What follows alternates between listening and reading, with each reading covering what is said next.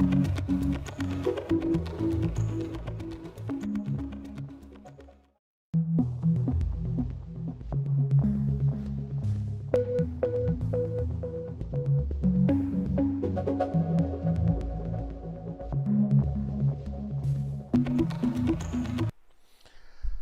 everybody and welcome to the live stream. Great to have you with us on this sunny morning in sunny Tuesday morning in, where are we? Tuesday, yeah, in Spain, so that's good.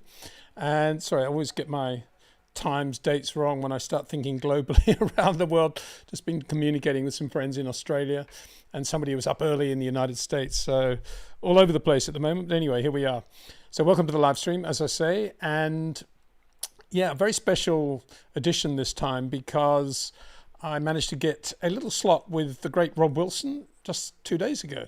Recorded a short interview with him.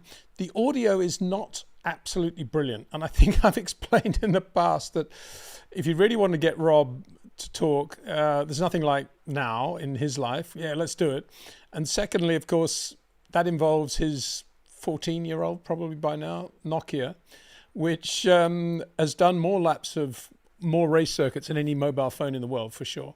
And I think it's probably in double figures now, the number of times Rob's left it on the roof of the car and then driven off and it sort of crashed to the ground and survived. Anyway, on said Nokia, Rob spoke to me and we had a bit of a chat. Not great audio, as I say, because I wasn't able to set up any real recording devices either. Forget Zoom or anything like that. No, far too high tech. This was sort of holding one phone against another. So apologies for that. But I did go to the trouble of putting proper subtitles on everything over Rob's audio. So hopefully that'll all be clear when we get to it. And I hope you'll enjoy it. He does actually talk about a lot of the stuff that we talk about on a regular basis here on the channel.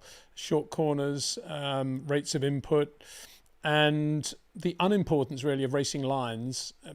And Rob confirms, you can do 2 super quick laps on 2 different lines, providing you're managing the dynamic weight really well. And he makes that point, and we talk about that.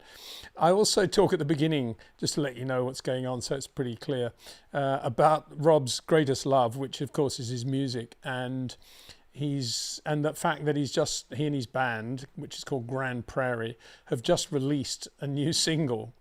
Would you believe in all of this? And we talk a little bit about that in the background of that. And in it, Rob glibly says, "Oh yeah, of course you can play it on your YouTube channel, Peter." And I said, "Well, make sure you give me all the correct whitelisting documents that I need in order to do that, Rob, because you're a music mogul now, and for sure somewhere, someone has a license which says that you can't just play it because Rob says so." And sure enough, I hadn't received said approval by the time we're doing this live stream, but I will get it eventually. I think when I do, of course, I'll be playing it. But in the meantime, please feel free to Google that single and maybe upload it. I mean, it'd be brilliant for Rob if we get as many people buying and uploading his new single as possible. So there we go. With no more ado then, this is my chat with Rob Wilson. Enjoy. Rob, great to catch up with you, and I do so just after the launch of your latest single, which is obviously the most important thing in your life at the moment. Let's talk about that. Well, it's called Norway, Maine. When our band goes to America, which it does generally every year, we've been playing in Maine, which is north of Boston, about 3-hour drive, state of Maine. And there's a town there called Norway, and in that town where we play at the Oxford County Fair and a few gigs locally, there's a radio station called WOXO, and it covers a lot of Maine. And someone kind of jokingly suggested, write a song about Norway, Maine. It's a small American town. So we did, and we recorded it. Brilliant. In Mark Knopfler's studio, actually. Remember Mark from Dire Straits? So we recorded it there, and we only did it, a week or so ago, and we sent it across to them, and I think they like it. They've started playing it on the radio station. So there it is, Norway, Maine, small town story, like a Tulsa time, except you're coming back to the town. You're not leaving it. And this is your group, Grand Prairie. And my next point is, can I please have permission to play that on my YouTube channel? I know they're going to be rights issues with huge musical moguls like you, but we need to get that cleared, I think. Yeah, no, you have got complete clearance for that now. And you may release the song that will make it a hit record, thanks to you, Peter. Yeah, right. But more importantly than ever, what did Mark Knopfler think of the song? He likes it. He likes it very well. And we'll play it, by the way. You remember Joe Macari? I do. Joe. He's got the big showroom in London. We'll be playing there at Christmas time, and we'll play it there. We usually do the Christmas party that Joe puts on there, which we always do. Wonderful. So we'll be before. So please come. We'll sing it to you. We'll be there. Looking forward to that very much. Now, getting on to the minor issues, Rob. There's a question that came actually into the live stream last week, which I kind of tried to handle, but you're much better at handling it, which was why more Formula One drivers aren't using driver coaches, and why driver coaching in general is not really a big thing in Formula One. I semi-replied saying, well, of course, a lot of the race engineers try to coach the drivers and telling them what to do in turn 10 or brake later here or use more curb there or whatever. But that's, of course, that isn't really getting to the heart of the matter. No, it's kind of coaching, I suppose. And you think, yeah, well, you've got to get the lines correct and get close to the apex, and we all kind of know that, and use up the road. We all know you've got to be over to the left if you've got a right-hand corner coming up, and someone else might be a fraction quicker than you in the middle of a corner, and so you could be informed of that. I suppose you'd call that coaching. I think more what I spend my time doing with drivers, and they are doing it, by the way, is the way you drive. And that's the biggest thing. Far more important than the lines. You can win on a couple of different lines. We know you want to get the car flat in places so it accelerates better. We know we want corners relatively short because cars go better when they're not going around corners. And so, but this is all, we used to be a bit radical talking like that 20, 30 years ago. Now, it's ABC. But more important than that is the rate you tell the car what's coming. The tiny introductions to the steering, the tiny introductions to the brake pedal. They talk about hit the brakes, but really, if you wanted something to move, if you had a couch, a sofa in your bedroom or in your living room, and you wanted to move that, you would not walk to the other side of the room and get running and run flat out across the room and bang into it and hit that couch to make it move. Yeah, it would move, but boy, there'd be a price you'd be paying for it. You'd be inching it forward. You do not go hitting the brakes. It sounds like it, but there should always be a minuscule introduction to these things. And getting drivers to move their body at a certain rate when you're going absolutely flat out, when you're staring death in the face, when you're on the complete limit, that's the gift of it. Getting them to be like that when they're in extreme circumstances. Rob, one of the tools, of course, that they all go to for different reasons from driver to driver, team to team, is the simulator. Where are we at now with simulators, do you think, in terms of what you just described, that sort of detail, the nudging of the couch before you start to push it? Can simulators start to work in that direction, or are we still a long way away from that? We're still a ways away from that. The simulators are great. They duplicate a lot of things. But I noticed that they talked at Monza that with Max, they went away from being slavishly, with their words, I think, stuck to the simulator and going with what the driver was feeling when they went to the setup. Now, that sounds radical. It should be common sense, but that's what they did. And they were happy with that. The simulator, obviously it's terrific in the way it can paint a picture, but it's still digital. So it can't be exactly 100% correct. If you have input a brake pedal or a steering wheel that's loading up the left front wheel on a right-hand corner, and doing that in a minuscule way, that weight is not necessarily going to register on a digital readout, because if you push it from It's all ones and twos. So if that weight's gone from 1 to 1.49, that line on the simulator is still reading 1.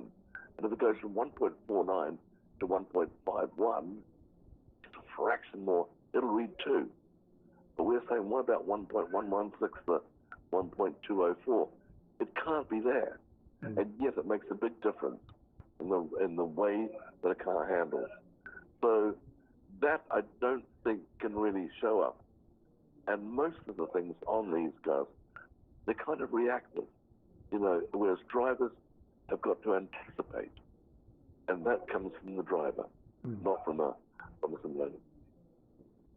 What is a Rob Wilson day like now, Rob? What circuits do you tend to favour? What cars are you using? You still in road cars, manual transmission, I guess? Yeah, using Ford Puma, which is a terrific car. It's an amazingly well-balanced car that even though it's front-wheel drive, it wears its tyres evenly. It doesn't wear out its fronts more than it does its rears, which is quite unusual. So very, very well-balanced car.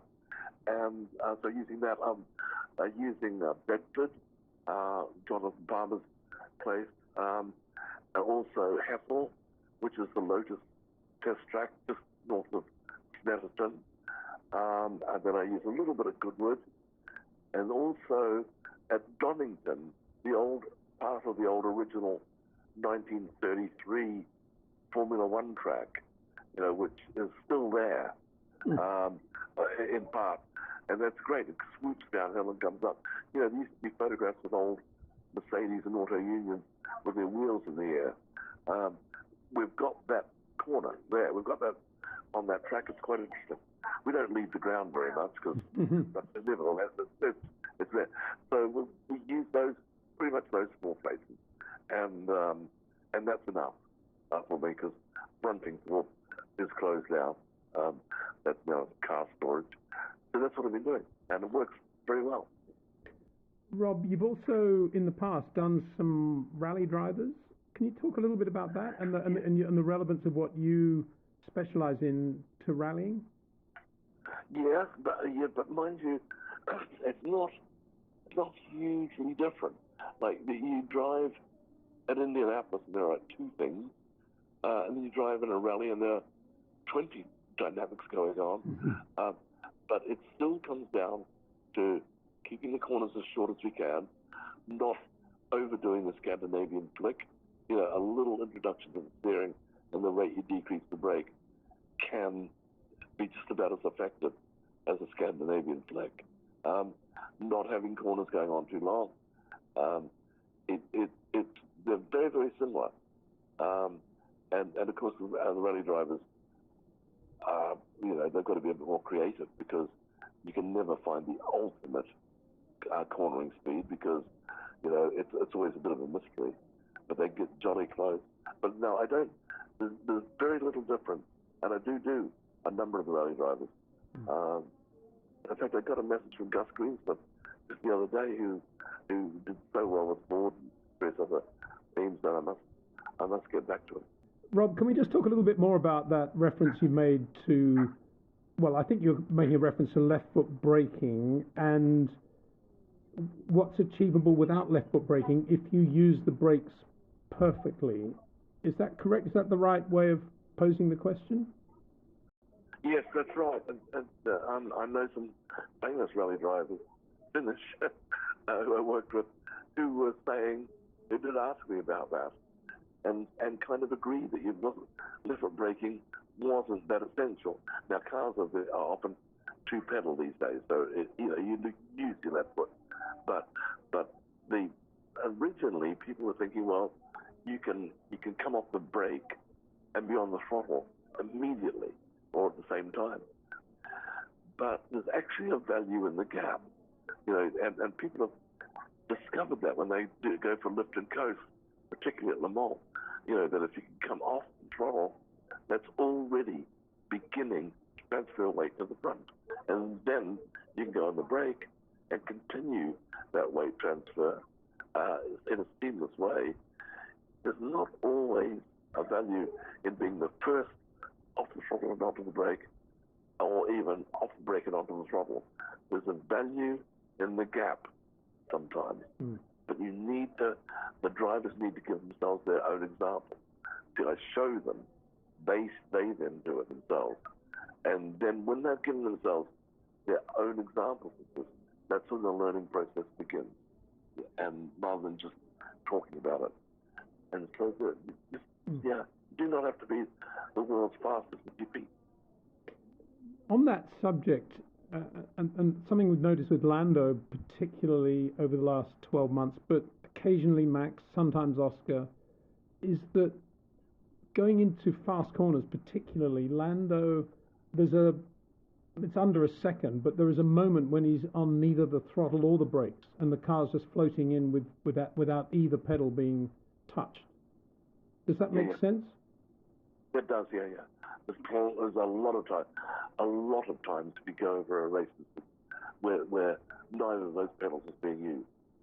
You can say, sometimes you're racing a Porsche, you've always got to keep some sort of energy going through it. You coming off the throttle and onto the brake pretty much at the same time, or off the brake and on that throttle almost at the same time. You tend to have to keep some energy in there, but it's a bit of a Porsche thing. In normal racing, or the rest of racing, no, it's okay for waiting for the car to rotate for a moment. And that could be the length of time you stay off the throttle, or the length of time you stay off the brake, or how much throttle you put on, or you drive the car with your feet, obviously, as much as you can, but that can mean just allowing it to rotate sometimes. That's not a bad thing.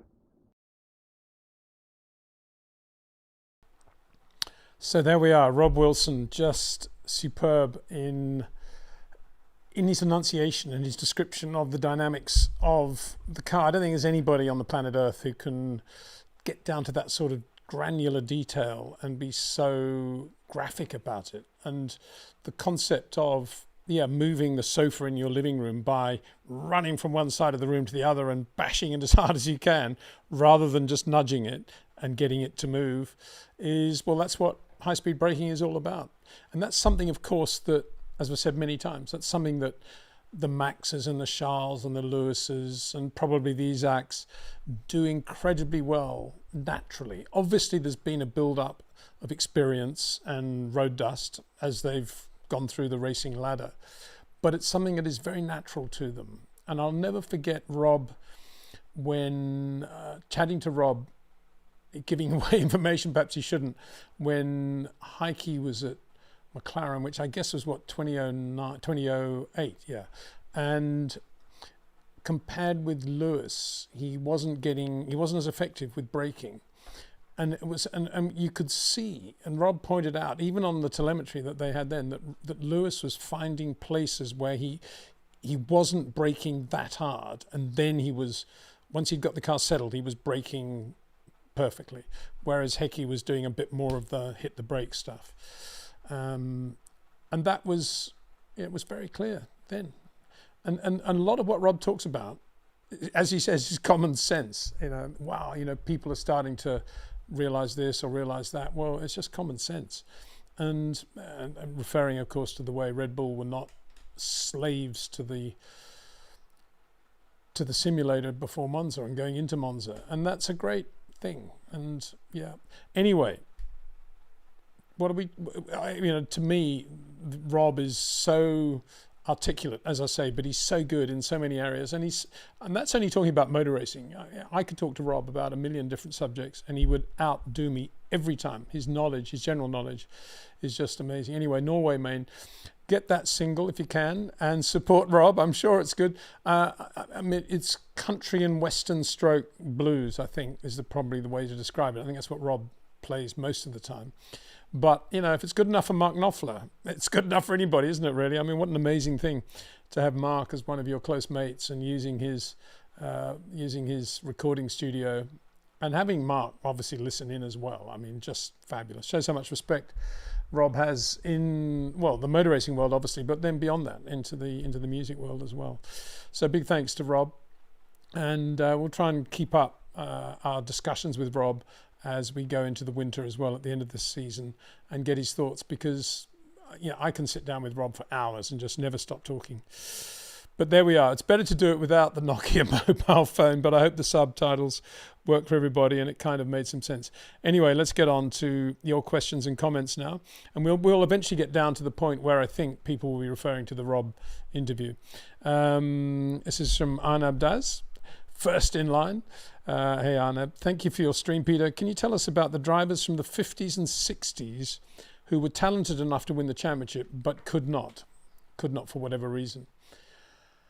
I mean, the obvious one from the 50s is Sterling Moss. Not only one of the great drivers from the 50s, one of the greatest racing drivers of all time, never won the World Championship, but some of his Grand Prix wins were timeless, particularly 61 Monaco and the German Grand Prix in 61.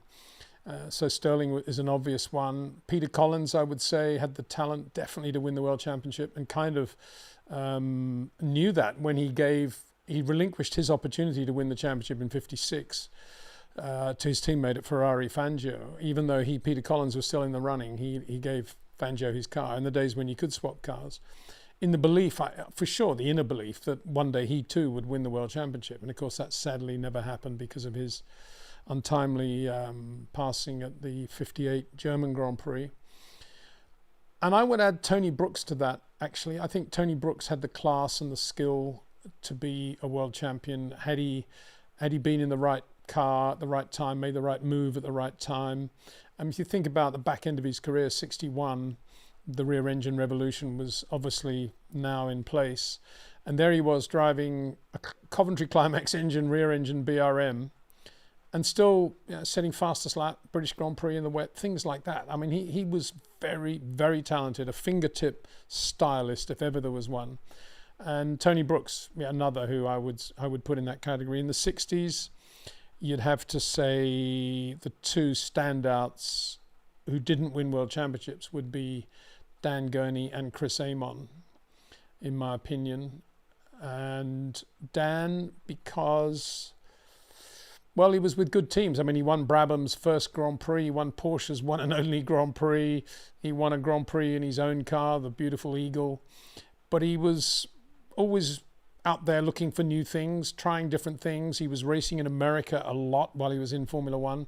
And I guess you could say, had he been in one team for a period of time, had he just stayed at Brabham, for example, I guess he could have won the World Championship in either 66 or 67, but he was doing the Eagle at that point.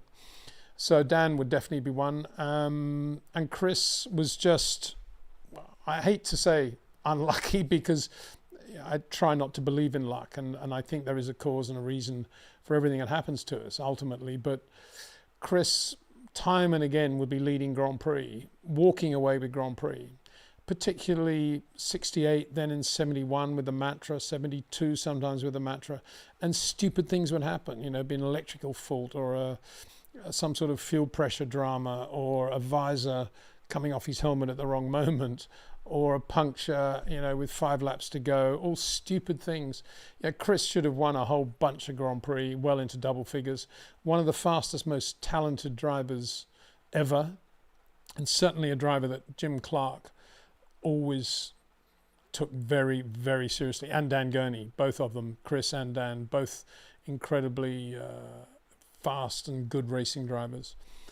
Bruce McLaren, plenty of drivers, I would say, not as talented as Bruce, who've gone on to win world championships. And Bruce, in the right situation, had he just focused on being Bruce McLaren rather than doing his own team and his cars and doing the Can-Am, and he could easily have won world championships as well. He definitely had the talent for that. So yeah, there are just some from the 50s and 60s, but a very good question. Thanks for starting off with that one, Anna. That's a good way to get the ball rolling, I think, get my brain working. Lee Kambaga, hi Pete. Hi Peter. Do you think other teams would allow their drivers to participate in another category of motorsport like Max? It was nice to see the fans Max brought with him to the Nürburgring. Yeah, we're referring to Max last weekend, going to the Nürburgring, sort of getting his license to start competing in those races, and GT4. He was in a detuned Cayman, but unbelievably quick for the car he was driving. What a surprise. I think it's absolutely brilliant. You know, we've kind of, it's been a long time now since Robert Kubica had that accident in the rally. I think it was in Italy, wasn't it? He was in a Skoda, I think. I think it was an Italian rally championship round. He hit the guardrail wasn't mounted correctly, and he nearly lost his arm, and that sent shivers through all the teams. And then you had the Montoya thing when he broke he broke a wrist or something when he was mountain biking, I think, or maybe motocrossing for McLaren. So the teams these days, you know, we spend all this money on the drivers, we got to wrap them up in cotton wool. But I think enough time has passed for some of the teams to think, well, yeah, if that's what they want to do, let them do it. I think Lando's done a few sort of trial forest stages in a rally car. Won't go any further there, I suppose. But, you know, for Max to do this, it would be absolutely ridiculously churlish for Red Bull to say, no, you can't do that, Max. I mean, if Max is a very sharp guy, he's a racing driver, he knows what he can do, what he can't do. And I think that was totally cool to do that. And, you know, there's a mixture of brands there as well, but they're turning it back on. And I think that's a wonderful thing. And I'd love to see much more of that. I'd love to see Grand Prix drivers doing more and more motorsport outside Formula One, particularly over the winter, and see them doing it. You know, let's see Yuki Tsunoda in British Touring Car Championship. Let's see Isaac Hadjar in, you know, Le Mans, whatever. You know, I'd love to see all that. And yeah, the more the better. And I hope what Max has done there and what Red Bull have done there, just as importantly, allowing him to do that, will start to set a precedent, and we'll see more of that going on. MG says, I've missed Rob. Well, that's good, isn't it? Destruction. Hi, Rob and Peter. I was curious to know which driver Rob would want to give a course, or who he thinks would really need it, and who wanted to be in the car if they were still alive. Thanks. Yeah, well, we've talked about that a lot. And then we did actually talk quite a lot in this conversation about drivers he's currently working with, and some of them in Formula One. But he did say, but don't talk about it, Peter, because all of them don't really want people to know that they're working with a coach. And so obviously I respect that, and I'm not going to give away that information. If people want to push Rob hard for that, other journalists, whatever, I'm sure he might give something away. I doubt it, actually, because he's very conscious also of respecting their rights. But yeah, he is doing some F1 guys. He's doing F2 guys, F3, you know, Porsche, Australian touring cars, Australian supercars, Indy. He's doing a lot of stuff at the moment, busy, and his health isn't 100%, so he's not doing the same number of days as he used to either. So, you know, he's flat out, Rob. But yeah, we've talked a lot about this, and one of the things that always delighted Rob was when he did some days with Bruno Senna. Was Bruno, after about the second day over dinner in the local pub at Bruntingthorpe, saying to Rob, you know, my uncle would have absolutely loved this. And Rob said, you really think so? Why? And he said, because it's all about driving. It's about tiny details of driving, which Ayrton was completely into. And there is no other way in the world of getting down to that sort of detail. And so that meant a lot to Rob, to know that. He raced against Nigel Mansell in Formula 3. And there's the famous story of he and Nigel having that battle in the Thruxton race, and Nigel at the last minute going through a puddle flat out, full opposite lock round the back, in fifth gear in the march, to get 8th place from Rob, who had been avoiding that puddle throughout the race. And Rob thinking to himself, if he wants 8th place that badly, that guy's going to make it, which is another classic Robism. But then later on, Rob tells the story of doing a day with Nigel in '93 when he went to Indy at Road America, I think, and being very impressed with the way Nigel drove. It completely shattered his memory of how Nigel, in his mind, Nigel was driving in Formula 3. He's a completely, in his mind, completely different driver, absolutely superb, which, you know, doesn't surprise me, because to me that was pretty clear even when he was in Formula 3. Because Rob had a different view when he was in Formula 3, because he was in a race car at that point and he wasn't coaching. He was trying to do the Rob Wilson thing. I mean, we talked, even in this interview 2 days ago, we talked a lot about some of the current drivers who could benefit enormously from time with Rob. It was almost like a joke, you know, we all know who they are. But one of them, interestingly, I mentioned Liam as a good example. And he said, oh, yeah, I actually did some days with Liam when he's in Formula 3.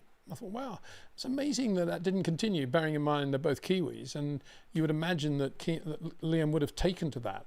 And how good would he be now had he systematically done, I don't know, 10 days with Rob per year since the Formula 3 days? He'd be a much better driver than he is now. He'd be right up there with Hadjar, in my opinion. But he isn't, and he's not. And so that's that. He's a Formula 1 star in his own right, doing his own thing, which Rob would be totally, would agree with, comfortable. If that's what he wants to do, let him get on with it. But yeah, the obvious ones, Yuki would be another one that I'm sure Rob feels he could do quite a lot with, because he's got the mentality of probably being disciplined enough to listen, Yuki that is, and he would respond probably. But again, he's got his own rigid system of how he operates, and that'll never happen probably. We talked a lot about, not this last time, we have talked a lot about Lewis and Max and Charles, and he said, look, those guys are so naturally good that it wouldn't occur to them to want to change anything, and they don't actually think that much about the way they specifically drive compared with other drivers. They're constantly just feeling the car and doing what they're doing, and everything is adjusted, tiny micro adjustments every corner, every lap, which is great. Lewis now, of course, is in a slightly different situation where he's a bit more straitjacketed into a way of driving that has evolved since Abu Dhabi 21 with that horrendous Merc that he had after that for a couple of years, 3 years, and that has coloured the way he drives now. So in my opinion, this is not Rob talking now, but in my opinion, he would definitely benefit from days with Rob. I don't think he'll ever do it because it wouldn't occur to him. And I've never suggested that to Lewis, but I've suggested a couple of other things and he's just sort of blanked it. So I know he wouldn't consider that. It's just a great shame because I think he could definitely benefit.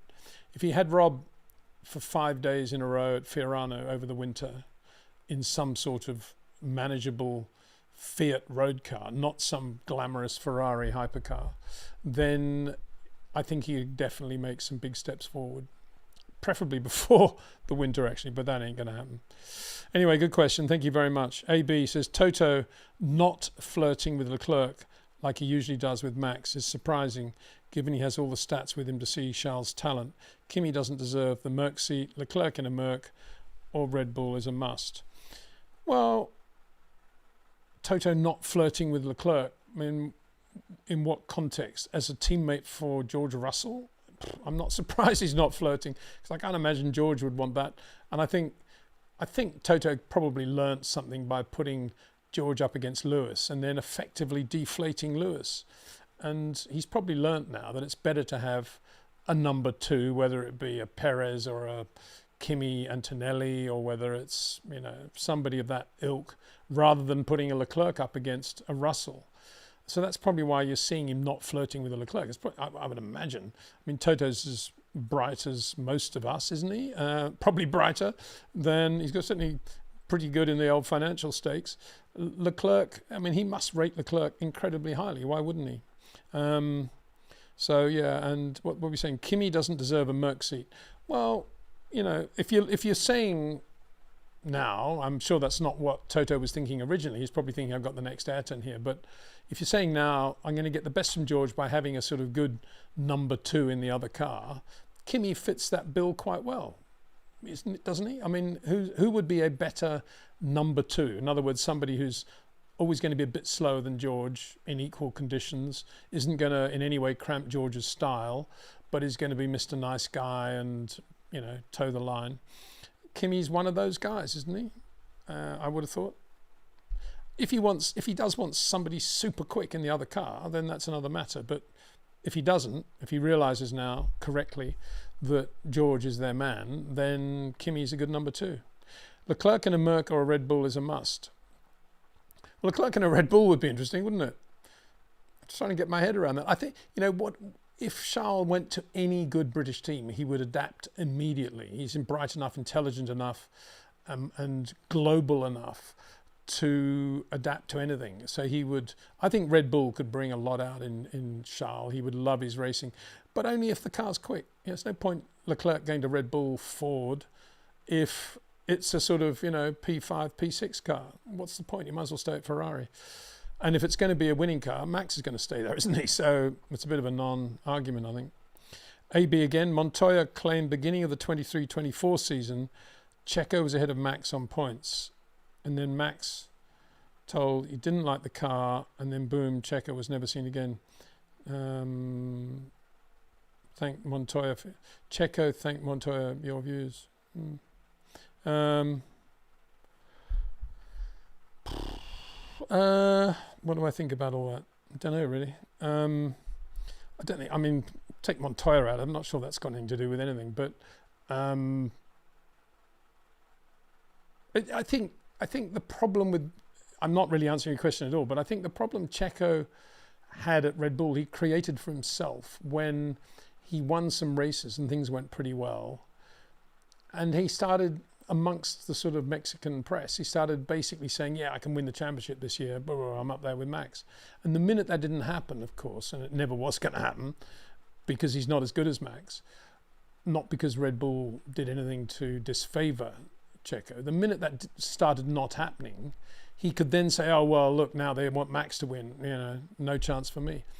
And that's, we've seen drivers do that many times, and it's I don't know. I mean, I have no respect for that sort of behaviour, really. I think Checo, if he'd been honest and said, wow, it's brilliant to be with Red Bull. I know I'm quick enough to win Grand Prix when things go really well. I think I can be right there in support of Max. We can win a lot of Grand Prix together. Great team. I hope I'm with this team for the rest of my days. I think he'd still be there. So, and he'd still be, quite capable of winning Grand Prix. So it's a question of how you handle it. It's a little bit like Alonso when he was at McLaren in 07, because it was the first time he'd really had somebody, well, absolutely for sure, as good as Lewis in the other car.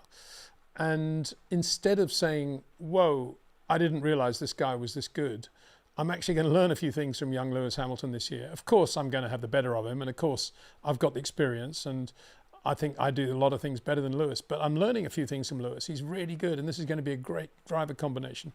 If he'd said that and actually believed that, he would have won a lot of races at McLaren instead of leaving the team at the end of the year. And it's the same with, you've seen it so many times. Alonso at Ferrari, similar thing, actually, to be honest. So I have no sympathy really for drivers that don't have that view. And think about this. Many people probably don't remember these days, but you can read about them. But 66, Jim Clark had just driven an incredible year in a 2-litre Climax engine Lotus against the 3-litre Ferraris, Brabham Repcos, Cooper Maseratis, and so on. And sometimes taken the race right to them and nearly won. And then, of course, he did win with the H16 BRM at Watkins Glen. 66, so he's undisputed the fastest racing driver in the world. He's already won 2 world championships. He's at Team Lotus. And what happens? Graham Hill is in the other car. And not only is he in the other car, a bit like Riccardo Patrese with Nigel Mansell, he comes in and he's really quick. And he's out qualifying Jim sometimes, and he's out racing Jim. And Jim just takes it completely calmly and says, no problem. Lotus, I love Lotus, love Colin Chapman. This is, it's great for the team, great for Ford, great for Lotus. And that was it. He was a gentleman about it. And it's not because he didn't lack self-respect. It's because it's the way to behave. And yet today, there are not many drivers anywhere who would behave with the dignity that Jim Clark behaved in 67 against Graham. Why is that? Social media. Let's blame social media. M-Boop, hello from Canada. Hey there. A lot of friends in Canada, a big soft spot for Canada as a country. Hello from Canada. First season watching Formula One. I'm interested why cars are built around certain circuits like Monaco or Monza and not around total short, medium, long corners over all 24 circuits. Well, I don't think engineers set out to design cars for specific circuits or even specific corners. They could, at the beginning of the whole gestation period, say, we're going to sacrifice a bit of top speed because 70% of the circuits have straights that are shorter than whatever length they want to put into the computer. and therefore we're going to build a bit more of a downforce car than a top speed car. And you might get somebody who doesn't have such sophistication in terms of the aerodynamics, the CFD, the wind tunnel, all the expensive stuff, who say, well, we're never going to be able to take the downforce race to our nearest competition, so let's go for top speed a little bit more than they do, not ultimately. And they're about the compromises you would make, probably. I can't imagine it would be any more than that. Bear in mind, most circuits are, I think the majority of circuits, maybe not anymore actually with some of these new circuits like Saudi Arabia and stuff. I was going to say the majority are high downforce. Probably not high downforce, but certainly downforce circuits. But there are more circuits with longer straights these days, so that is significant. But you know, you look at the Ferraris, you could say, well, the circuits today, the actual calendar from beginning to end has more circuits with long straights than it did 5 years ago. The Ferrari actually has less downforce than a McLaren, and probably a Red Bull right now, about the same as the Mercedes, maybe slightly less, but therefore as a result has less drag and is quicker in a straight line. But it doesn't actually help Ferrari in doing that, in having a car that's better in a straight line than a McLaren. Has it helped them? No. There's nothing to beat downforce, efficient downforce, by which I mean the trade-off between top speed and downforce. And obviously there's always a trade-off, but an efficient car has less of a trade-off than an inefficient car. So I wish it was a question of sitting around a table and coming up with compromises and making the right strategic choice of where to go with the design of the car. Most of the teams design their cars in a rush. A lot of the car is designed by the rule book anyway. Chassis particularly, and all the mechanical components. And the aerodynamics are a question of building blocks based on what you have already. So you can have the most sophisticated wind tunnel and CFD and supercomputer in the world, subject to all the restrictions they have. But if you're not asking the right questions based on your prior knowledge, that ain't going to help you. And that's why a good team continues to be more or less at the top. That's why the Red Bull story is a bit of a mystery, because they do have the building blocks, or did, and then they kind of lost the plot. And maybe now they've got it back again. We'll see this weekend in Baku how the Red Bull compares with McLaren relative to how they compared at Monza. That'll be a really interesting question. In fact, is the big question of Baku, because it kind of defines what the rest of the year is going to look like, I think.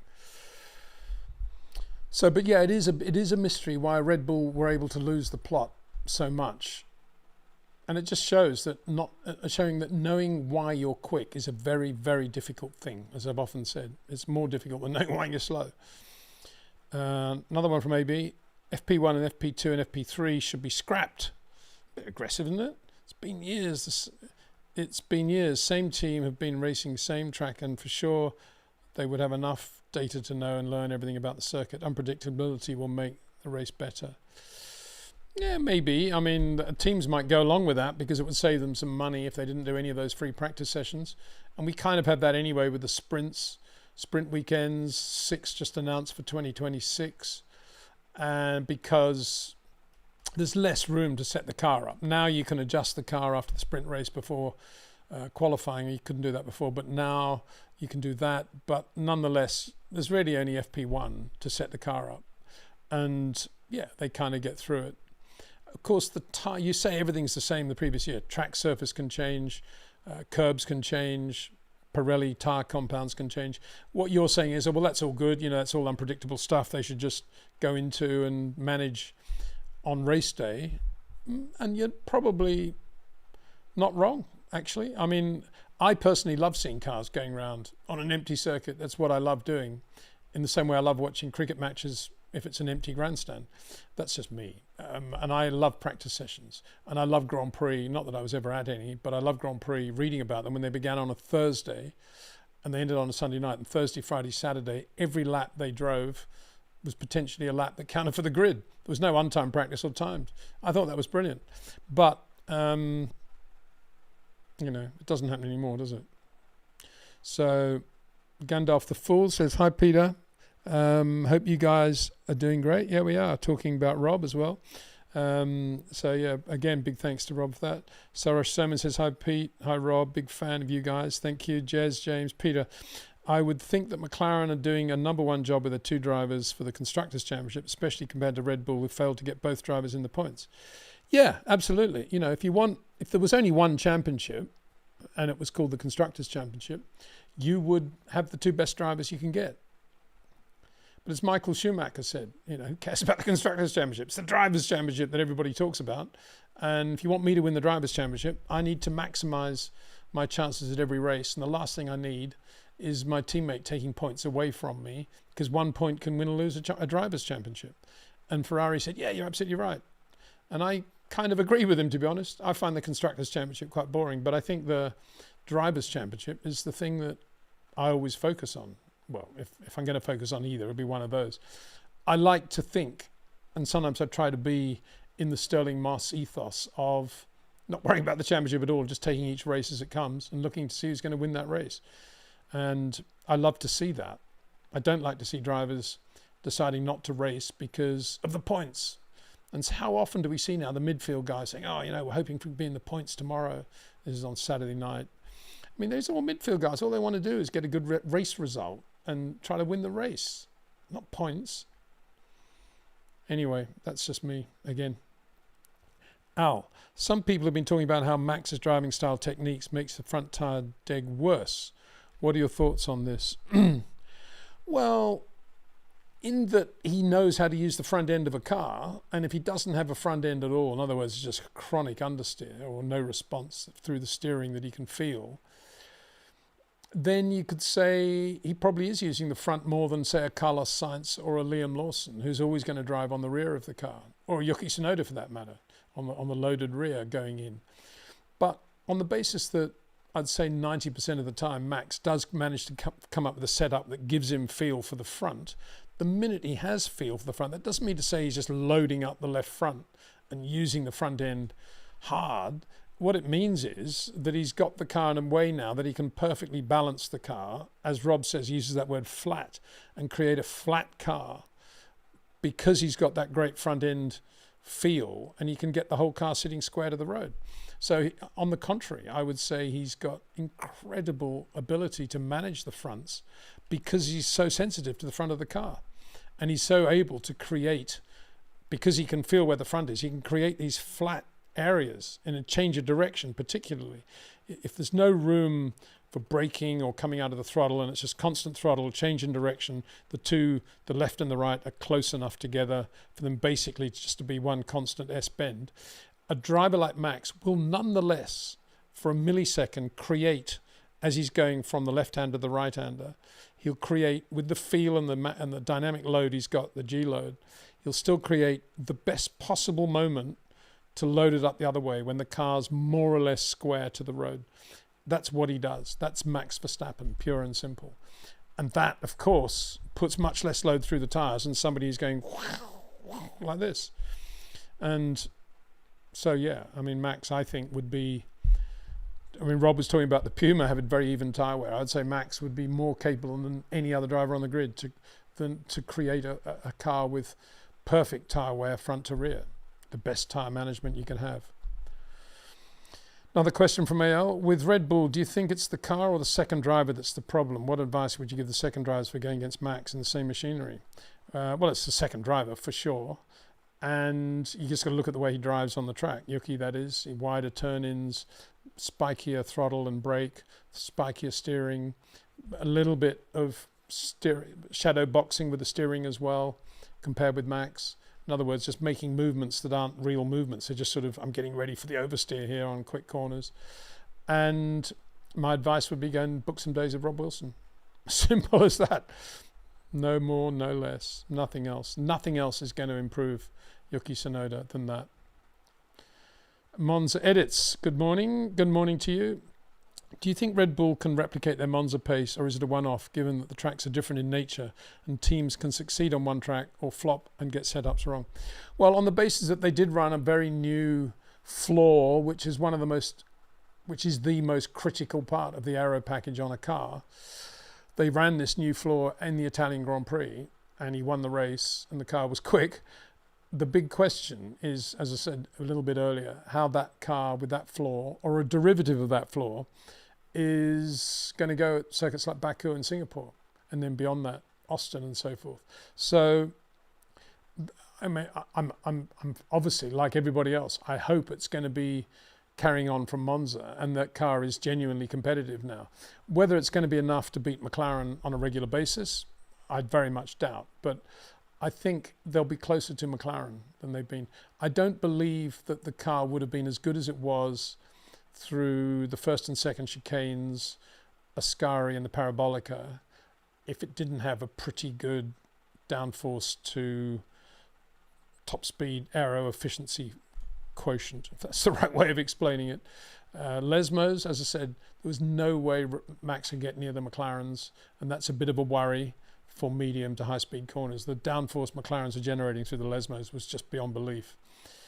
But having said that, pretty good everywhere else for Red Bull. So let's see how they go in Baku. Yeah, let's see what happens. Andres Bastanciuri. Hi Peter, did you see the awful onboard from Saudi Arabia track they're planning? No, I didn't actually. It's a new track they're building, isn't it? In that new funny city they're building. Yeah. Haven't seen the onboard. No surprise that you're not a fan. I mean, it's difficult to think of modern circuits that actually capture the imagination in the way that Sepang did, or Turkey did for that matter. I don't know, why don't they just build a Sepang? Okay, we're not racing in Sepang, Malaysia anymore. Let's build one out in Saudi Arabia instead. Nothing wrong with Sepang. It's a great layout. Same with Turkey, actually, for that matter. And see, hi Peter and Rob. I've been looking forward to this one. Can you and Rob describe how downforce cars are driven differently in comparison to non-downforce cars, reference tight lines and short corners? Well, as you see, that wasn't a live interview where we could put that question to Rob. I've heard him answer this question before. And he says it basically doesn't make any difference whether you're in a high downforce car or a car with no aero. It's all about managing the dynamic weights of whatever grip level you have. And the same principles still apply in terms of rates of input. And he makes the point, he said, you don't have to have the fastest footwork in the world to be a very, very good racing driver. It's the rate at which you use the pedals corresponding to everything else that's going on, all the dynamic weights, that is the absolutely critical thing. And again, in that little chat, he makes the point that, and it's one thing to do that in FP1 or FP3, it's another to do that when you're on your final qualifying lap in Q3 and the pressure is on. And at that moment, you have to be sure that all your rates of input are perfectly matched to all the dynamic weights going on in the car. And you're not moving faster than the car wants to move in terms of your body movement. Very easy to do under pressure. And that's what Rob teaches and trains, to be honest. It's that mechanical, scientific way of managing your inputs. Once you know how to do it is one thing. Managing them under pressure is something else. And that's what he does really well. So in that sense, I don't think it makes a lot of difference. And we've talked about this, whether you're in a very high downforce car, you're still going to have lateral load. You're still going to have weight transfer. You're still going to have all those things. They happen at different rates, and it's up to the human being driving the car to adapt to those different rates of weight transfer, for example. And of course, short corners is something that is a good thing to do. As he said, the corners just join the straights and the car is much more comfortable going in a straight line. So you want to make the corner as short as possible. That's an obvious point. But in order to create a car that can manipulate, in order to manipulate a car that can create a short corner, you have to have the perfect rates of input. You have to have the suppleness. You have to have the shock absorbing in the bones and the joints of your body in order to feel everything the car is doing, which is what the great drivers, the Max, the Charles, are doing, and the Lewis's when he's on it. And then you can do your short corner. But the short corner itself isn't the thing. It's the managing of the rates of input. That is the thing. And I think that came through very clearly in the chat with Rob. Sheriff of Sandervoort. Hi Peter. Your takes on these Formula One pundits like Rosberg claiming Hadjar should not accept the Red Bull seat because the car is tailored for Max. Absolutely ludicrous. I can't imagine Nico said that. I mean, that is just so, I don't know. I'm not even going to use the adjective that sprung to mind. Forget about Nico saying that. I mean, to me, it's a great racing team, Red Bull.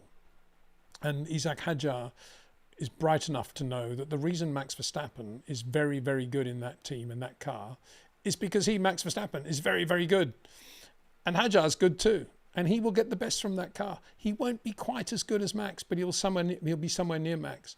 And if you're a young guy, all you want to do is pace yourself against your teammate and preferably beat him if you can.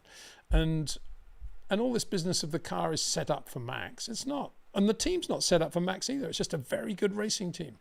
As Jonathan Wheatley said many times to Daniel Ricciardo, Daniel, do not leave Red Bull. You will win more Grand Prix now if you stay. Do not leave Red Bull. Oh, yeah, but it's all favoured around Max. It's not favoured around Max. He's just a very good racing driver. Better than Daniel Ricciardo, bottom line.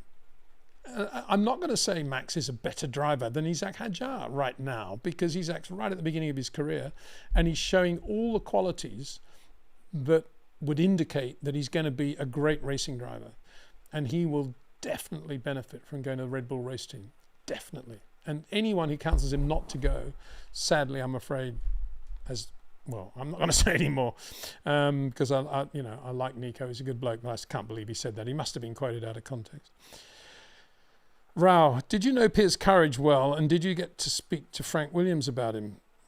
Well, I spoke to Frank about him many times, and I was very close friends with Sheridan Thin, my colleague at Williams, who knew Piers very well, to the point where he called his son Piers, and Piers Thin is now something like the MD at McLaren now. Very good guy. And I know Piers' son, Piers Courage's son, Jason, pretty well. We communicate periodically. And so far as Piers himself goes, I was always a fan, because great name, great guy, married to, Lady Sarah Curzon, ex-model. The whole thing was so cool. And when he came out to do the Tasman series in 68, first time, he did it twice, 68, 69. 68, he was in a little Formula 2 McLaren M4A with an FVA Cosworth engine. Incredibly quick. Finished third at Warwick Farm. And I went up and I managed to get, even though Courage beer was not sold in Australia and nobody knew what Courage was, and it didn't exist, I actually had, from a trip I'd made to England a few years before, I actually had a Courage beer coaster. That's how much of a fan I was. And I took that to Warwick Farm for him to sign, in which he did. And he looked at it, he said, "Oh gosh, where'd you get this? This is wonderful." I said, "Look at this, Sally," and signed it. And just brilliant. Adam Cooper's written a great book about Piers Courage, and there's a lot of personal postcards and letters to his mum and so forth in there, which great reading. And I was too young to get to know him as such, but I remember going to the Warwick Farm. They used to have a really good cocktail party, which I was always deemed to be too young to attend, but I managed to sneak in there in 68. I'm not quite sure how. I think I was supposedly checking, I was checking names off at the entrance or something. And Jeff Sykes, the Warwick Farm promoter, used to organise this thing at the Australian Jockey Club, actually, at Randwick. And Jim Clark was there, Graham Hill, Denny Hulme, Piers Courage. I remember when they introduced, I think Graham Hill was the compere from memory, and was telling quite a lot of dodgy jokes, making all the Aussie women blush. Yeah, kind of. He introduced Piers Courage, and he said something like, "So and now another driver that we should meet is young Piers Courage, who's putting the windows up us a little bit at the moment. Piers, aren't you? Well, tell us about this car." And Piers gets the microphone. I'll never forget that he's wearing a floral tie with a sort of floral shirt. It was a real flower power era. And he said, "Oh, well, thank you, Graham. Yes, car goes like an absolute bomb, actually. It's superb." And I just cracked up. And of course, he went to Eton. I'm just slightly overdoing his accent, obviously. But he was like that. He was just a sweet guy, very quick. And he and Jochen Rindt were very close friends. Jochen used to love Piers in the sort of Nicky Lauda, James Hunt sort of way. I think there's a sort of parallel there that Jochen took to Piers and loved Piers' humour. And yeah, I really rated Piers. I mean, I should. It was back end of 60s, so I can't really include him. But he definitely would have won a lot of Grand Prix. I think he was that quick. Second in the '69 Monaco Grand Prix, second at Monaco, second at the Watkins Glen US Grand Prix in Frank Williams' privately entered Brabham BT 26, and that's how good he was. Shame that Frank went with the Di Tommaso in '70, but and we lost Piers so young. And he won that Tasman race, last round of the Tasman in '68 in that McLaren on very skinny Dunlop tyres in the pouring rain. He just blitzed past everybody and won the race. Superb. Gino Mon, good morning, people. Nick Maka, morning, Peter. Love your reactions. Well, yeah, thank you. Reactions. Love your comments would be one thing. Love your reaction. Not quite sure what I'm reacting to, but anyway. Chef Sandamo, good morning, Peter. Rao, if you were in charge of Toyota in the 2000s, what would you have done differently compared to Ole? I think you mean Ove Anderson.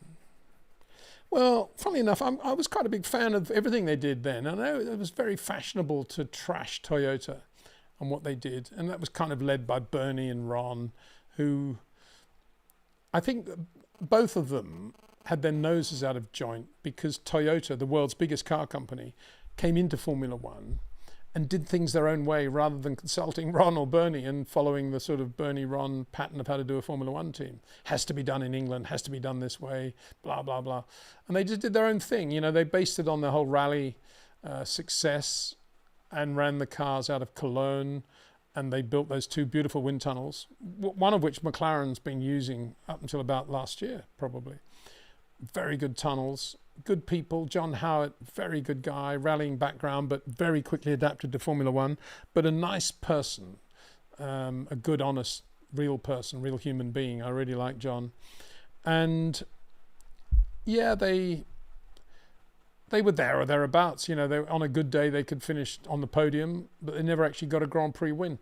I suppose I would have got a bit more out of Ralf Schumacher than they did if I'd been there. I still probably would have chosen Ralf, I think. I really rated Ralf.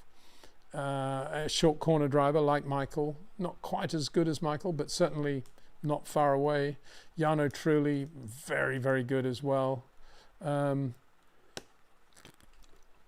Just needed to be a little bit tighter in that driver management area, I think, in terms of Rob Wilson days, all the things that matter, the really tiny little details. But overall, I think they did a very good job. Great engines, the V8s and the V10s, and I liked them. But they never had a chance really because the whole Formula One world decided they didn't like Toyota, and it was very fashionable and cool to trash Toyota. And so they just got out. In a way, Michelin just left the sport in disgust really. If this is what they want, then we won't bother. And look what they're doing today. Look how good Toyota are today. It's just like destroying Hyundai in the World Rally Championship. And not only destroying Hyundai, but winning rallies in a brilliant way. And you constantly see all these great performance upgrades on all the Toyota cars these days. It's a fabulous company. I love it. And everything about it. No wonder they produce such great road cars. But I'd love to see them back in Formula One, obviously. But again, I hope they do it their own way if they're going to do it, and they don't start listening to all these Formula One people. Khalil Hassan, hi Mr. Windsor. Always see people, sorry, Mr. Peter it says, not Mr. Windsor. I always see people saying that Charles is overrated. Really? And I've always seen him and Max as head and shoulders above the rest. What would make people have such views in your opinion? I have no idea. Presumably people who don't watch this show. That's all I can imagine. Do you think there are people out there that don't watch this show? Hard to believe, but I suppose there are. I'm joking, obviously. But equally, if you're watching my channel for the last, decade probably now, you'd know that, in my opinion, Charles has always been up there in the top 3 with Max and Lewis. And I've never, ever not rated Charles Leclerc. And for anybody to be negative about Charles, all you could say is that he's a bit too emotional, lets his emotions maybe get the better of him. But I think he's got a little bit better now. And as I've always said, you can't compare him with Max in that respect because Max has had a pretty clean, linear career straight into Red Bull, whereas Charles always been a Ferrari driver, which is full of politics and drama and emotion, and it's a different thing, especially when Ferrari aren't winning and have a winning car. So look, Max has never had to go through all that turmoil in the background that Charles had to live with. No wonder he's quite emotional, you know. He's also had a lot of personal tragedies in his life, which he's shown incredible strength of character in handling, whether it be the loss of his dad or Jules Bianchi or Antoine Hubert or any, you know, he's had his fair share of tragedy, and he's shown incredible strength, I think. I've got so much respect for Charles Leclerc. The only thing I'd say about him is I do think he's a bit dodgy in traffic. I really do. I still think that move on Max at Barcelona at the restart on the straight was over the top. And I think, you know, we've seen recently a couple of races, Zandvoort, he's been a bit, you know, bit edgy, and he is the driver deep down inside. He's still that driver that had an unbelievable battle with Alex Albon in Formula 2 at Abu Dhabi in the final round there, when they were just, you know, he was just basically T-boning Albon whenever he felt like it and getting away with it. And he's a bit ragged when it comes to that. But that's my only criticism of Charles, really. I just, you know, that he needs to calm down a little bit when he's really near other cars, I think. But I think the problem is he's so hungry for success, and he's been so frustrated by the lack of success that he as a talent deserves, that when he's in a situation, he's racing for a position near the front, he's just mega aggressive. And I think he just needs to calm that. Glenroy Heath. Peter, talk about Lewis's drive in Monza. Do you think he was faster than Charles after changing the way he drove through the Parabolica? Did he change the way he drove through the Parabolica? I didn't notice that, but I don't think he was quicker than Charles, no. And I think he did very well, you know, from where he was after his penalty.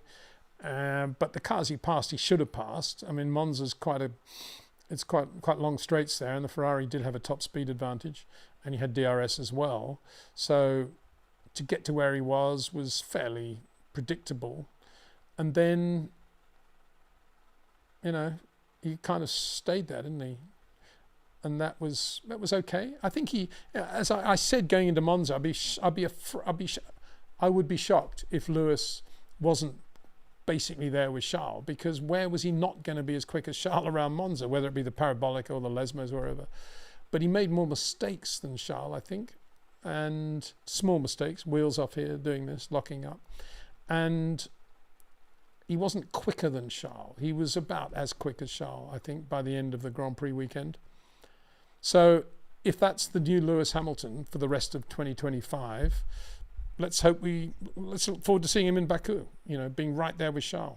Whatever Charles does, Lewis hopefully within a tenth ahead or just behind. That's where he should be as Lewis Hamilton, 7 times world champion. We'll see. Reinder Crows. Hi, Peter. It was my first weekend at the Goodwood Revival, and I love seeing the cars slide through St. Mary's. Do you know any other good classic race weekends like this? Well, the Silverstone Historic Classic weekend is very good as well. There's some very good one. I think they've had it now at Laguna Seca in California. Imola, they have a very good historic weekend as well. Most of them are over by now for this year. You have to look on the calendar under historic racing, but they'd be the ones that I would look at. Imola, Laguna Seca, Goodwood, Silverstone. I was trying to think where else. Donington probably do one too, I should imagine. But yeah, you see the cars slide, especially the touring cars. They slide.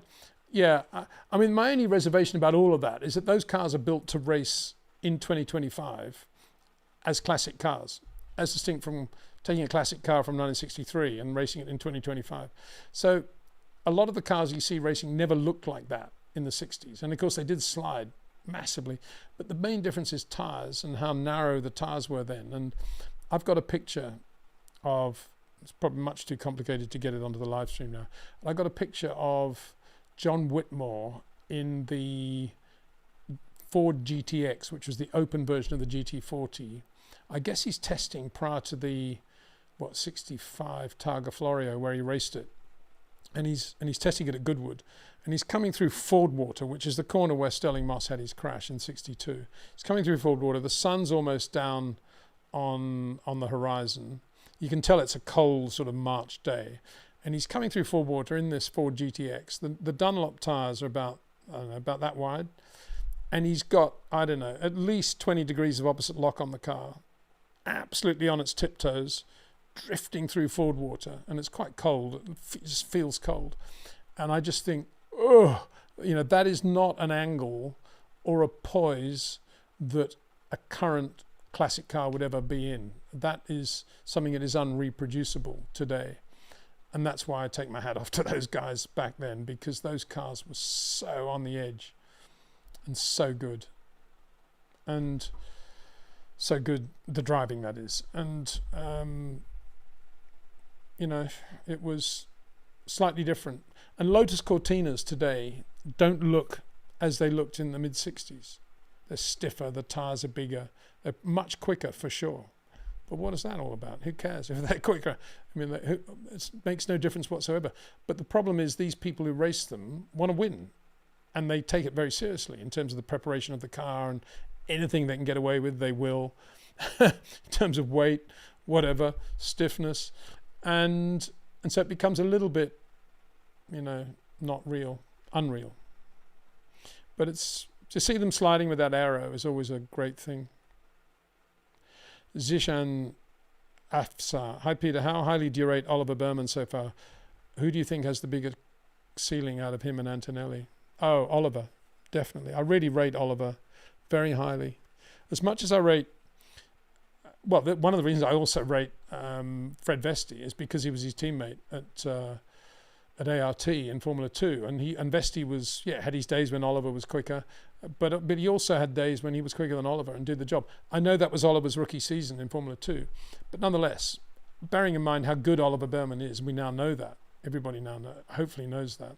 That shows how good Vesti is as well. But anyway, putting that point to one side. I think Oliver's just a very good racing driver in every respect. The one thing he isn't is an Isaac Hadjar short corner driver with the sort of suppleness of Hadjar. But that doesn't matter. He's another sort of driver. He's a George Russell type driver, and that's great. And there's nothing wrong with that. It's just two different types. And he could learn, obviously he could benefit from days with Rob, and he could learn a little bit more about rates of input. But his feel for the car, and I'd say his rates of input actually are probably very, very good, because you don't actually see him making a lot of big mistakes from which he has to back out of it and recover from. It's a lot of small adjustments with Oliver Behrman.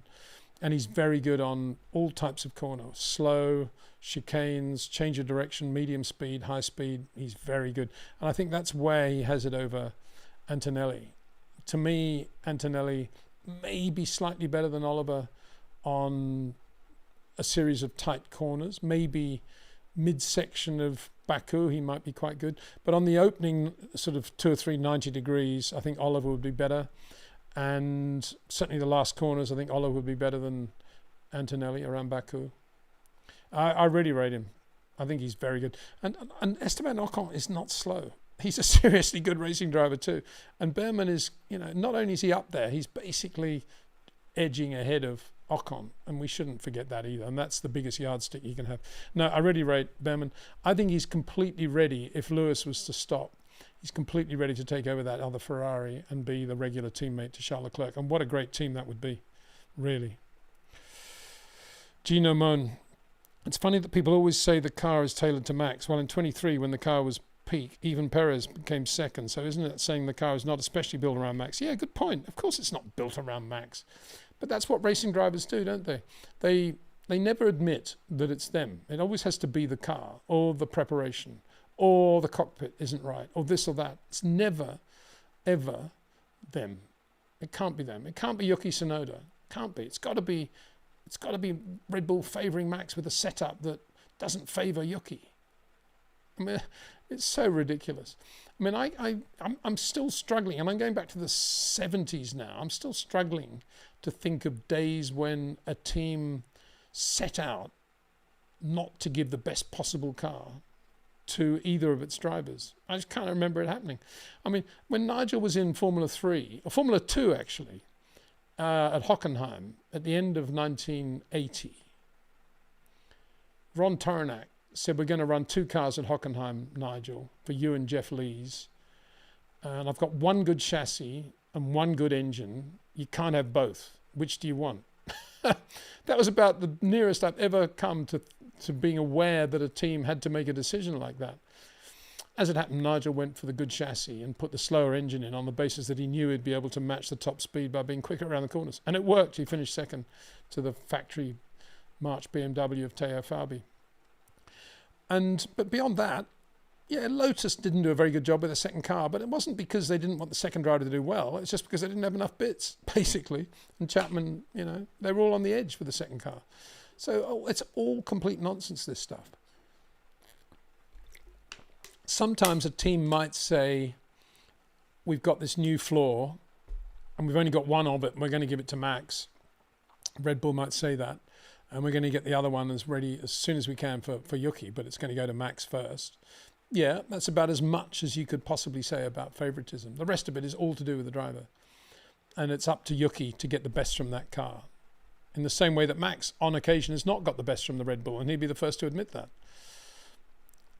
And it's a question of getting the best. And when I say getting the best, what I mean is the whole Michael Schumacher, Frank Durney thing of Michael knowing the limit of adjustment you can make to the springs, the dampers, the ride, the softness, whatever, front and rear, and he's got a problem with the handling of the car, the Benetton in this case. But these are the limits to what they can do if they want to have basically a competitive top speed and they basically want to have reasonable tire management. These are the adjustment points. Michael would then go away and say, right, in his mind, I can live with a bit of wheel spin, I can live with a bit of understeer or whatever it was he could live with. He could make adjustments to his driving, providing I have that. If I don't have that, that's going to kill the lap time. But if I have that, then I'll make adjustments with my driving with these other 2 things. And then he'd go back and say, right, this is what I want. That is what I mean by getting the best from the car. And that is what Max Verstappen does naturally. He doesn't necessarily go out the back of the garage and think about it. He probably doesn't even think about it in the debrief. It just happens as he's driving. And he comes in and he says, yeah, okay, I want to go a little bit softer at the front. And they don't question it. They say, okay, good. And they do it. Because they know that if he's got it softer at the front, maybe he's got slightly better turn in or whatever he's looking for. And yes, he might have a bit of a problem with the back, but he's in his own mind, he's already worked out how he's going to deal with that. Whereas Yuki Tsunoda will come in and say, I've got understeer. And then, oh, okay, we'll put on more front flap, we'll do this. Oh, it's slower in a straight line. And so it goes on. That's the difference. And Yuki might say, oh, the car's set up for Max. It's got his setup on it. Well, good, he worked for that setup. But I bet Yuki couldn't even drive with Max's setup anyway, probably, because his rates of input aren't as good as Max's, and his feel for the front is not as good as Max's. So before Yuki starts even thinking about the setup of the car, he needs to go and do some days with Rob and make sure he knows what he's talking about. Otherwise, you just make changes to make the car feel a bit better. You go around in circles, the car feels better, and quicker, probably slower. Technician says, hi Peter, if McLaren can transfer the secret, of the 25 tire management system to the 26 car, surely that goes a long way to be a contender again. Yeah, it's not. I mean, I think there's a lot of this. Oh, it must be tire management. McLaren have got a good car because they have much better tire management. Well, they have much better tire management because they've got much more efficient downforce. That's the point. And because they've got that downforce advantage, they've got a much bigger sweet spot within which to play with the tire management, which is critical, obviously, from the Pirelli era. Tire management, yes, is very important because the tires are built to drop off the cliff and they're very, very difficult to manage in terms of temperature and wear. But the more downforce you have, without it killing your lap time in terms of top speed, the more you can play around with the tire management parameters. And that's what they have. So what you're basically saying is, if McLaren have the key to why they have a superior efficiency of their downforce package compared with Red Bull, Ferrari and Mercedes, if they can take that to the 26 car, bingo, they're going to win in 26 as well. And that's obviously what they'll be thinking. Now, whether that's something that is catchable by other teams, possibly we'll see this weekend, because the Red Bull was not bad at Monza, and it does have this new floor, which is part of the whole aero package, a huge part. And if that floor is a big step forward for Red Bull, we're going to see it at Baku. If Red Bull are kind of where they were before, which is Max maybe P3 and doing the best of the rest, and doing a very good job in the cockpit, but the car having nothing like the same turn-in and grip level as a McLaren, then we'll know that it was a one-off basically around Monza. But we'll see. All we can do is see this weekend. And I don't think Red Bull know. I don't think McLaren know. I think everybody's waiting to see how it goes. So it'll be fascinating. Sema Dragun. Hola, Peter. Hola. Kano Light Racer 5. Hi, Peter. You once said that Webber said he used different diff settings than Vettel. You know what the difference was? Really interested in your insights. Well, no, it wasn't so much that he used per se different diff settings to Vettel. It was one day when I was at Albert Park and I was talking to Mark after practice about how Vettel was coming out of, I think it was turn 3 or 4 around there. Yeah, you go down that straight and then there's a right-hander. It's a chicane basically. And I was saying, Vettel seems to have really good traction there compared with you, and I see what you're doing mid-corner to try to get around the traction issue, and he said, oh yeah, but that's because he's running a different diff setting to me today. That's all I think I said when I mentioned that. I've no idea whether they were always different or whether that was a one-off. And I think I was saying that because I was using a little bit of an example of how a driver quite often these days, because there are so many complexities on a Grand Prix car, and somebody like Tsunoda probably falls into this category, if there is a difference between Max and Yuki out of a corner on the telemetry, and the engineer says, oh, look at this, look what Max is doing. The other engineer, oh yeah, but Yuki's running a slightly different diff setting, that's that. It would never be the driver sort of thing. Again, it's kind of what I was saying in the previous response, that it's all to do with the Tim Schenken bucket of excuses, we used to call it. Poor old Tim. He didn't make that many excuses, and he was a very good racing driver, but that was the thing at the time, the Tim Schenken. Even Ronnie Peterson used to lie. I put this in the Tim book of excuses. And it's you blame, in the old days, you blame the tyres, the engine, the car, and the last thing yourself. These days, it's not just the tyres, the engine, and the car. There's so many other things as well. It's the aero package, it's this, it's that. It's a million things you can blame. And that's why I'm just looking at the next question, which is a bit odd.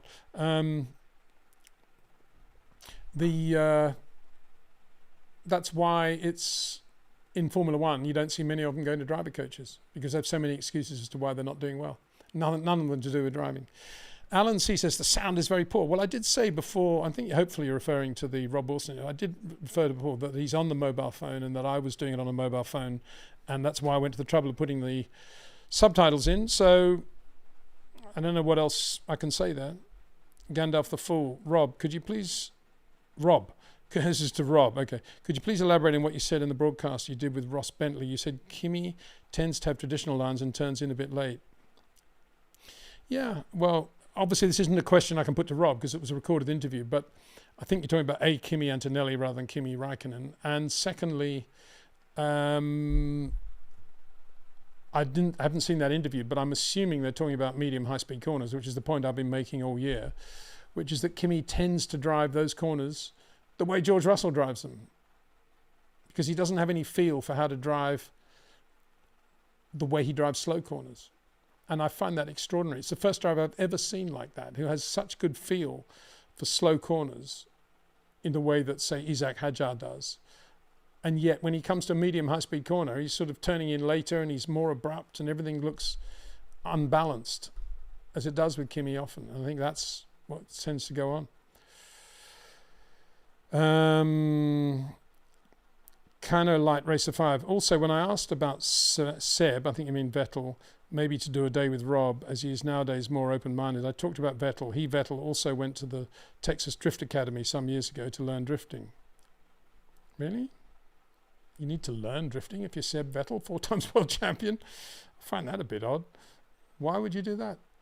I'm only saying that because I've worked with so many great drivers, and I can't imagine Nigel Mansell being asked to do some drifting, thinking, oh, I better go to an academy and learn how to do this. He'd just get in the car and do it, wouldn't he? Well, yeah, of course he would. As would Carlos, as would a lot of the guys, as would Stefan Johansson, I think. Anyway, maybe that's just me. Vettel, yeah, no, Vettel was always a guy that never did any Rob days. And I think it was a mistake. I think had he done some Rob days when he started getting beaten by Ricciardo at Red Bull in that last year, I think he could have gone to Ferrari with a much better platform on which to deal with that car. But he didn't, instead of saying, why am I getting beaten by Vettel here? Sorry, instead of saying, why am I getting beaten by Ricciardo here? He thought, what they all think, oh, it must be the team. They're favouring Ricciardo. I guess that's what he thought, because he didn't do any work on his driving, that's for sure. And he has that big problem, you know, that whole V corner thing. Technician, hi Peter. If Oscar wins the World Championship this year, he can only get more confident next year. Can you see this forcing Lando to look for another team to potentially winning his own World Championship? Well, a bit late for Lando to be thinking that way. I mean, he decided to renew his McLaren contract, last year, knowing that Oscar was in the other car and how quick Oscar was. So he's already either come to terms with thinking, if it's a great car, capable of winning the championship, I've got at most a 50-50 chance, to thinking, whether he thought, and how am I going to feel if he actually does win it, I don't know. I don't think racing drivers think that way. He probably thought, oh, I'll have Oscar. At the end of the day, I'll have Oscar. I've won the last couple of races of the season. I'll have him easily. Yeah, right. I mean, if I'd been advising Lando, I wouldn't have kept him at McLaren, because I just don't see how it works alongside Oscar there. For him, looking at it from Lando's perspective, to winning a driver's championship, you don't need Oscar Piastri in the other car. That's for sure. And I've said that from day one. And yet he seems to enjoy it and love it. I think he'll be the first guy to run up to Oscar when Oscar wins the championship, or if he does, run up and shake his hand and hug him. Lando Norris. Poor guy. I feel sorry for Lando, because he, that team is very much a part of his life, isn't it? And he isn't. There's a very good chance it will be Oscar. And so, but if it's Lando, it's Lando. That'd be, in a way, that would be a better result for McLaren, because then there's a good chance Oscar would win it in 26. So then they've got them both, a bit like Brabham and Holm in 66, 67. But if it goes the other way, as you say, you can see Oscar winning too. Alan C., the car suits Max is Miff. The others are in the top 20 best drivers in the world, so they should be able to adjust to different cars. Quite right. Totally correct. Kind of like, I rather believe Lando will lose confidence rather than Oscar gaining a lot of it. Yeah, but Oscar doesn't need to gain a lot of confidence. He's confident enough as it is. Even if he was driving a, whatever, what is at the back of the field these days? It changes from race to race, doesn't it? I was going to say Sauber, but we can't really say that anymore. What? I don't know. They all change. But anyway, let's say he's in a Haas Ferrari. He would still be very confident. And not confident of winning, but he's certainly confident in blowing away his teammate and getting a good result every race. So that's the way Oscar is. And I think Lando kind of is, but in a different sort of way. You're having a bit of a discussion amongst yourselves here. Light Racer 5 says, no one is saying McLaren is building the car around Norris. Watch the Montreal upgrade with a specific suspension for him, but because of his flag, the media and fans don't care. I'm quite sure I understand all that, but I'm sure you guys understand what you're all talking about. Anyway, they're going on and on about it.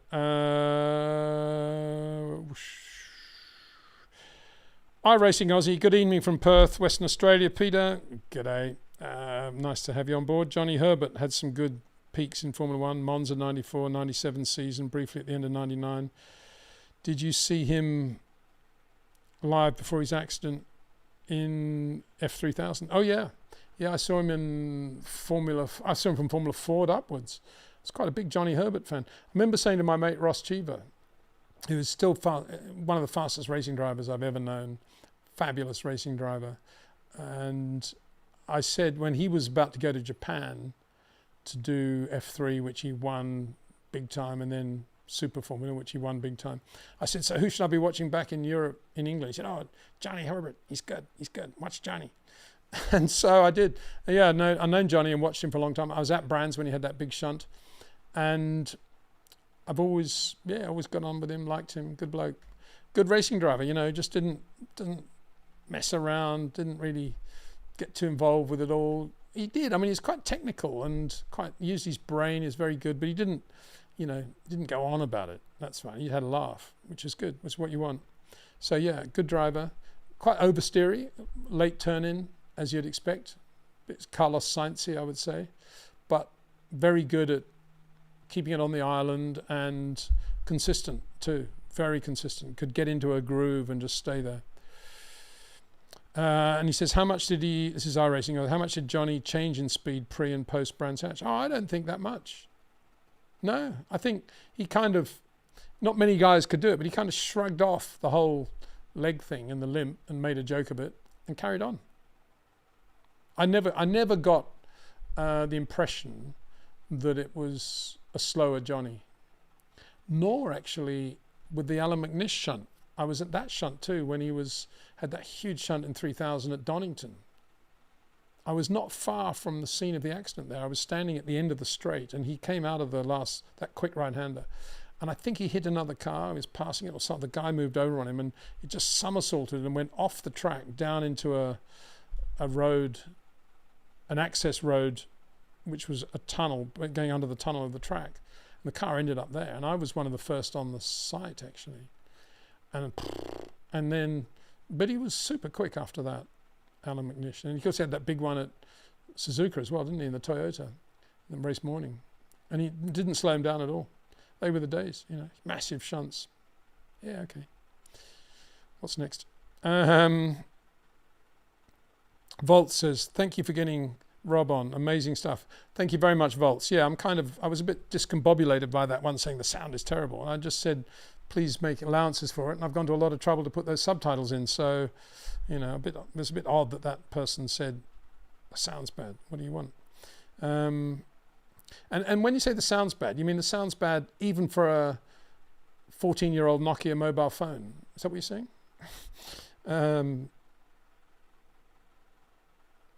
Sema Dragoon says, he's talking to Alan C. They're the ones who made it. Just because they're in Formula One does not mean they're the best in the world. Carl 4 to 5. Are you talking about the 20, the rest?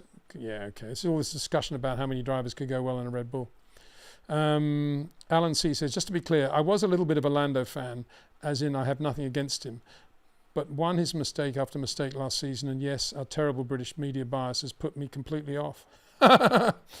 Well, I can't speak about the British media bias because it's extraordinary to me. How could you be biased towards Lando when you got a guy like Oscar in the other car doing what he's doing? Surely you'd be saying, wow, Oscar's seriously good.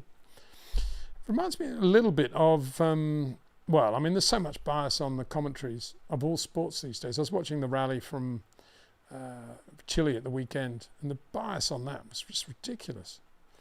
Anyway, I won't go into it in detail. Great to listen to Rob, says Alan C. Gino Mon. Peter, what do you think about Max getting his GT3 license and is going to race 27 September at the Nürburgring? I think it's absolutely wonderful. It's a bit like Jim Clark having to do his rookie test at Indy at the beginning of 63 with a tape on the car and going various speeds. There's Max doing the same thing. Just fabulous. The guy's just such a racer, isn't he? What do you do between Monza and Baku? Oh, went to the Nürburgring, of course. Get my GT3 license. Why not? Why wouldn't I? And then I went to Genk, did my karting. I love it. Adi Mateo. Hi, Peter. What's your favourite memory of Jim Clark? Greats from Romania. Greetings from Romania. Wow. Adi Mateo, you know how to ask a question that's going to have a 5-hour answer, don't you? So I'm not going to give you a 5-hour answer. I'm going to try and think of something that sums up Jimmy. Well, my favourite memories implies that something I actually had to have seen, doesn't it? And I think it would just be me, Flag Marshal, Warwick Farm, 68, coming out of Creek Corner, going into the S's, the left-hander, and watching Jim Clark coming out of Creek and just the change of direction there, how everything happened in just one movement, no arrow on the Lotus 49. And you could barely see the steering inputs. The whole car just seemed to be in a straight line the whole way. And I've had that vision in my mind. I've still had it all these years of how Jim Clark did that. And everybody else, there was a moment when they were either turning or they're on opposite lock or on the power or whatever. You never saw that with Jimmy. Everything was joined together. Just beautiful to watch in a racing car. I think it would be that. I suppose the other thing would be watching him in the paddock area at Warwick Farm in 68 on the Friday, no shirt on, shorts. He loved to have, the sun and loved being in Australia. And he wasn't fiddling, but he was just checking a few things on his helmet and just checking the buckle and just looking at the goggles and the tape on the goggles and the detail he was going into. These days, I would say it reminded me a lot of the way Ayrton Senna looked at the detail, but there was Jim doing that long before the days of Senna. Not that there's anything unusual in that, but it was just like, wow. Even Jim Clark checks things like the buckles on the strap of a Buco helmet. Hristo Patsev, how do you remember Michael Schumacher, Peter? What personality do you think he has from the time you spent with him? Thank you.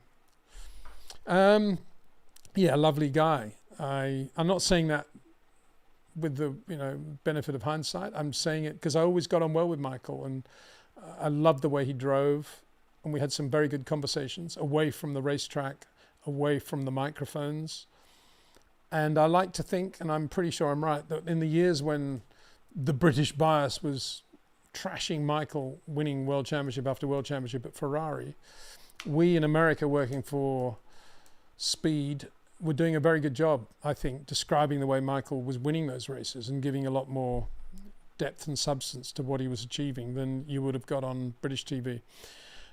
In terms of my memories, I've told the story once before, but I'm going to tell it again.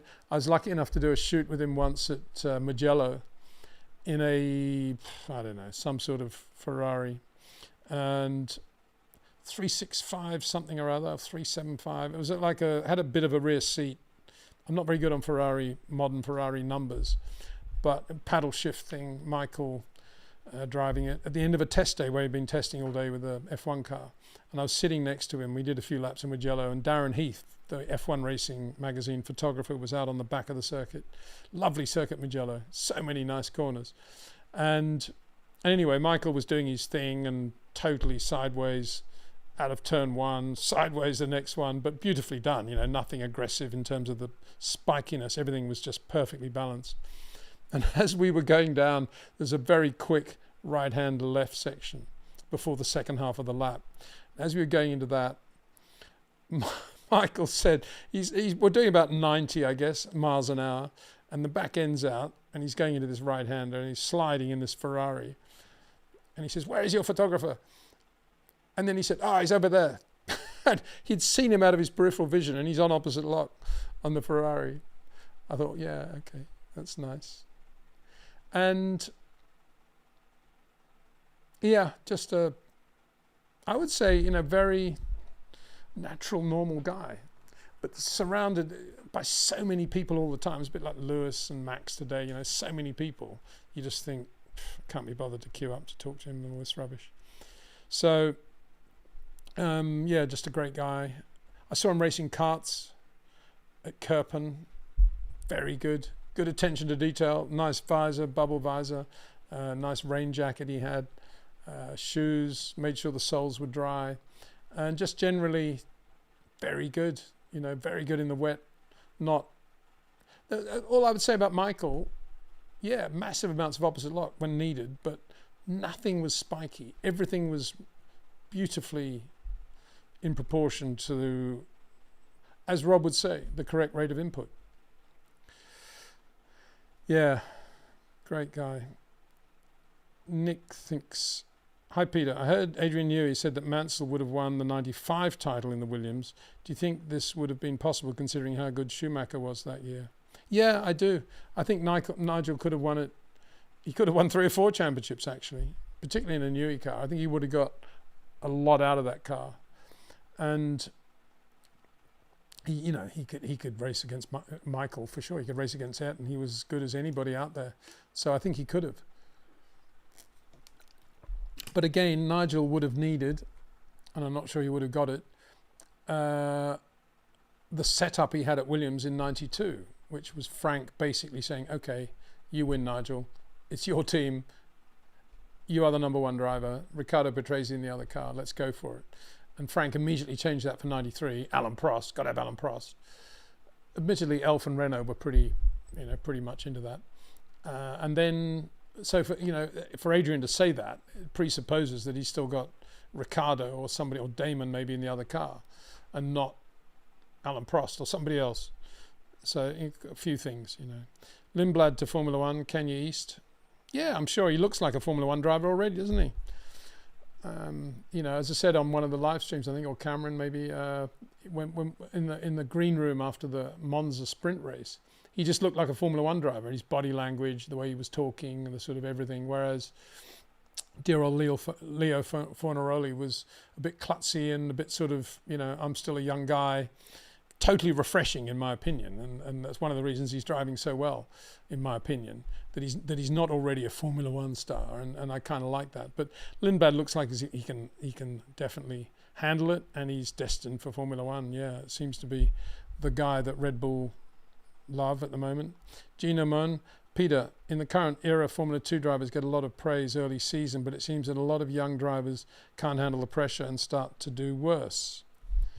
Well, yeah, I don't know if it's pressure. I think it's the nature of Formula 2 these days. It's so ridiculously difficult to get the car working at every race. Although they're all Dallaras, a lot of it is engine, and I'm not sure, I'm only guessing, but it looks to me there's only about 5 really quick engines out there. I'm not sure they always go to the same teams. And it's, it's just half an hour of running. So if you don't get it absolutely spot on with the engine perfect, then you're in trouble. And it only takes some stupid mechanical retirement to change the whole momentum of the team and where it's going with the car and how they're going into a race, and everything goes wrong. So yeah, it's a very, very difficult formula. I'm not a fan of Formula 2 or Formula 3, the way they're run and the way the category is run. It's not enough scope for teams to do what they need to do to the cars to make them really good. And I don't like, spec engines and all that stuff, really. Gino Moni says Leclerc and Max in one team would be, and he's got then like a bonfire, it looks like. I think it would be. Yeah, I'm not sure Max would ever allow that to happen. I'm sure Leclerc would say, yeah, no problem, let me go for it. Why wouldn't he? But from Max's point of view, he'd say, well, what's wrong with young Isaac? Doing a good job. Hey Peter, thinking about McLaren's current driver pairing, Lando and Oscar, do you think this is viable long term? Do you see one of those drivers leaving and getting fed up with the papaya rules? Well, it's not so much the papaya rules, it's the constant, I've got a really good racing car here capable of winning the world championship, but I've got to beat this incredibly quick teammate who's very annoying. I think that's becoming more apparent to Lando than it is to Oscar, to be honest. And why Lando didn't think that way 2 years ago or even last year when he renewed his contract, I have no idea. But I did say from the millisecond they signed Oscar Piastri that this was a big problem for Lando Norris. Not because he was going to get blown away by Oscar, but because, as I've said 100 times now, it detracts from Lando's ability just to focus on what he's doing. He has to focus on partly the other side of the garage, because that's the guy he's got to beat all of a sudden. Whereas with Daniel Ricciardo on the other side, he could be a lot more Lando Norris and just get on and focus on 100% on his weekend. That's the difference. And as I say, for Oscar to be joining as the less experienced driver, it's nothing like the same issue. But for Lando, it's an issue. And Lando would be much better off and would have won more races, obviously, this year if he'd had Daniel Ricciardo in the other car. And I keep saying Daniel because he was the guy, he was the teammate, and he could still be there if they hadn't replaced him with Oscar. That's why I keep saying Daniel Ricciardo. And Oscar is a different deal. He's much quicker than Daniel Ricciardo. Very, very fast racing driver. And you put that alongside Lando, and all of a sudden Lando doesn't have the fastest race car in the world. He's got the fastest race car in the world, which is shared with Oscar Piastri. It's a big difference, and that's the problem.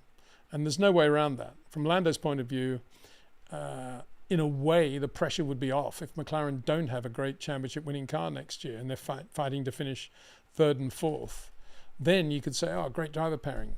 But it's because they've got this great car at the moment that it's such an issue for Lando. So it's not the papaya rules either. The papaya rule was, oh, well, we don't really care about Ricciardo. We want the 2 best drivers we can get. That's the papaya rule. And I don't agree with that. I think that's been a mistake myself. M. Arshad. And that goes back to the Michael Schumacher philosophy, quite obviously. M. Arshad Zahangir Chowdhury. Hello there. Barcelona or Madrid for Spanish Grand Prix? Well, yeah, there's a lot going on now. The Mad Ring seems to be, you get emails from them fairly regularly now, and they're charging onwards with this circuit they're building in Madrid. At the same time, Barcelona keep putting out stuff. They've just done this deal, that deal. Fernando's representing them.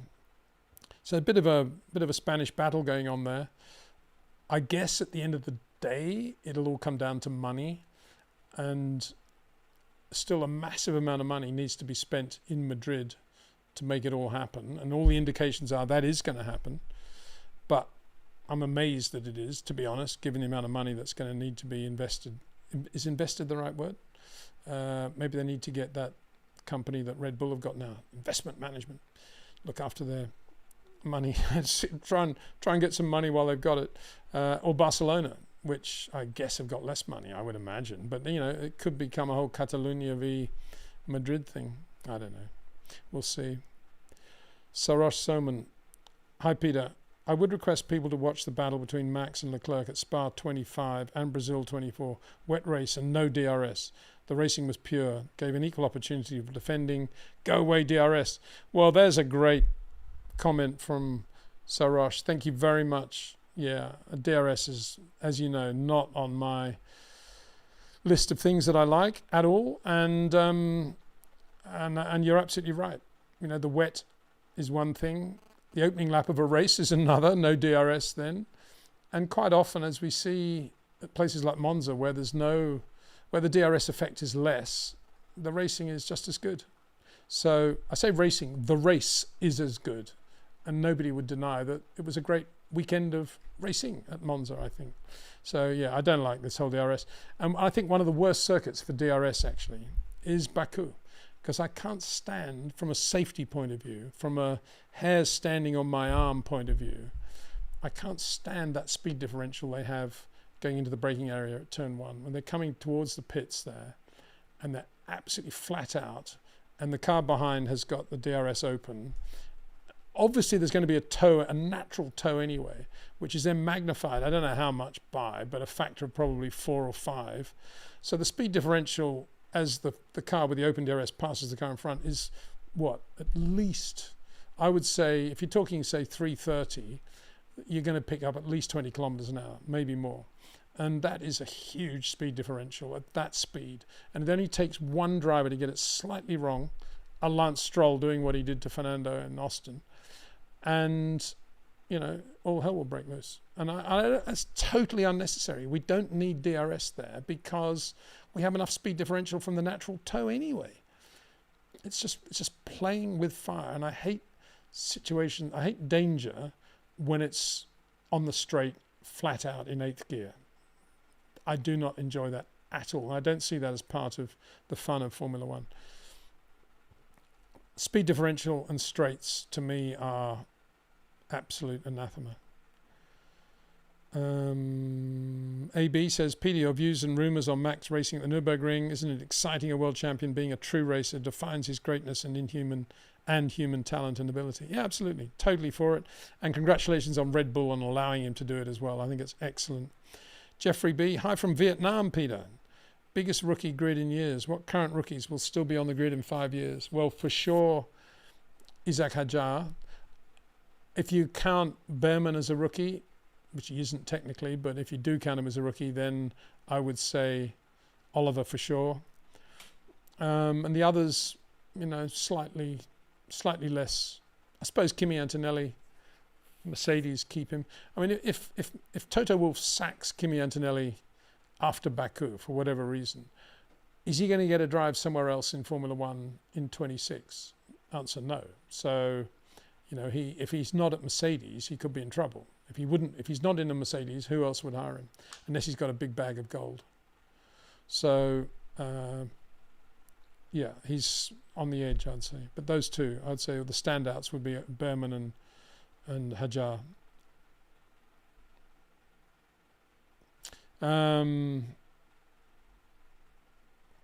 AB says, hey Peter, I would watch a cricket match in an empty ground too. Your favourite batsman and bowler from this generation? I was hoping you were going to say any generation. Then I would have said Norm O'Neill, batsman, Richie Benaud, bowler. But you're saying this generation. And so this generation, what does that mean? Am I allowed to include Steve Waugh or not? Or Michael Clarke or Ricky Ponting? Oh, they're all Australian. From this generation, well, I think Pat Cummins is pretty good, isn't he? And I wish he was in the test team still, but I think Glenn Maxwell's always a joy to watch. So yeah, and I'm Mitch Marsh. I like watching Mitch Marsh as well. He's a bit klutzy, you know, a bit sort of gangly, but you know, he was good. He is good. I don't know. All Australians, as I say, amazing.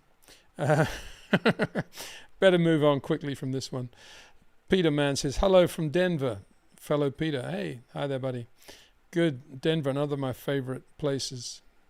I love Colorado, especially Pikes Peak. I know it's a slightly different part of Colorado, but not sure about Pikes Peak today, but Pikes Peak. I remember going to Dan Gurney's operation in Santa Ana, which hadn't changed really ever since he set it up in, 65, maybe before, 63 maybe.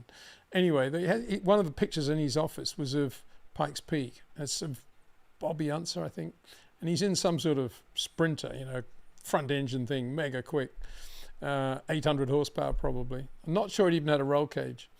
And he's going around this, it's an aerial shot. They didn't have drones then, but if they did, it would have been a drone still image. He's going around this left-hander, and he's got the back end out like this, and the dust and stuff coming off the right rear. And I say, oh, wow, great picture of Bobby there, Dan. He said, oh, yeah, but look at the dust trail, says Dan.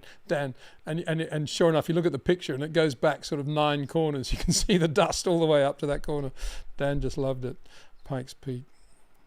So Richard Hartley says, I think historic cars run on tyres that are made to look like period tyres, but with modern compounds and construction. Yeah, no think about that. I think that is absolutely true. So, yeah, I think that's one of the sad things. You know, they're not real, really, are they? I was talking to somebody about this the other day. They're building up a replica of a Pete Brock designed Shelby Daytona Cobra Coupe, beautiful car, which Pete Brock basically just designed on a bit of paper, as far as I remember. Not the Peter Brock that we know from Australia, but a different Pete Brock.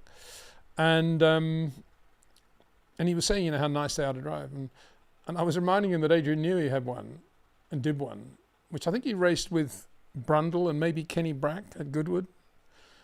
And as far as I know, that car was carbon chassis, super light, mega stiff, you know, bore as much relation to a Cobra Daytona Coupe as a Formula One car. But I'm waiting now for Adrian to be on the phone to say it's all complete rubbish, Peter. How dare you say that? And I may be wrong. So Adrian, don't bother. I may be wrong about that. That was the rumor in the pit lane. Probably spurious rumors spread by, I don't know who, Joe Macari or somebody. M.A. Khan, Super Chat. What are your top 3 Mansell overtakes? Well, I would say obviously 87 British Grand Prix.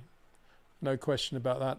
Then I would say 90 Berger, Mexico, Piratella. Or 91, sorry, not 90. 91. No, 90. What am I talking about? 90 in the Ferrari, and Berger's in the McLaren.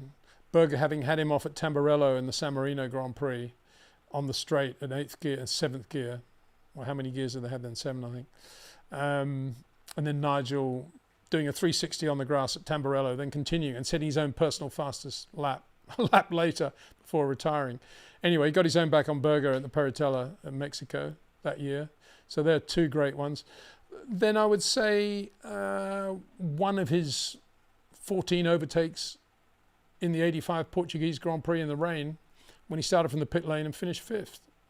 You know, any of those. And I saw a couple of those going into the into turn 1, and you just come past in a ball of spray, almost impossible. You could just see the sort of yellow from ICI and a bit of red from Canon, and there'd be a couple of cars around him.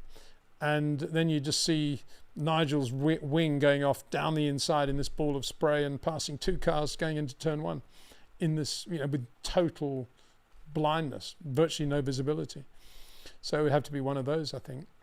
I think Senna, passing Senna, Barcelona 91, under brakes into the first chicane, passing Senna on the outside of Blanchimont at Spa in the semi-wet on slicks, pretty good. So there's a few, not bad, all there. 86, you know, not bad.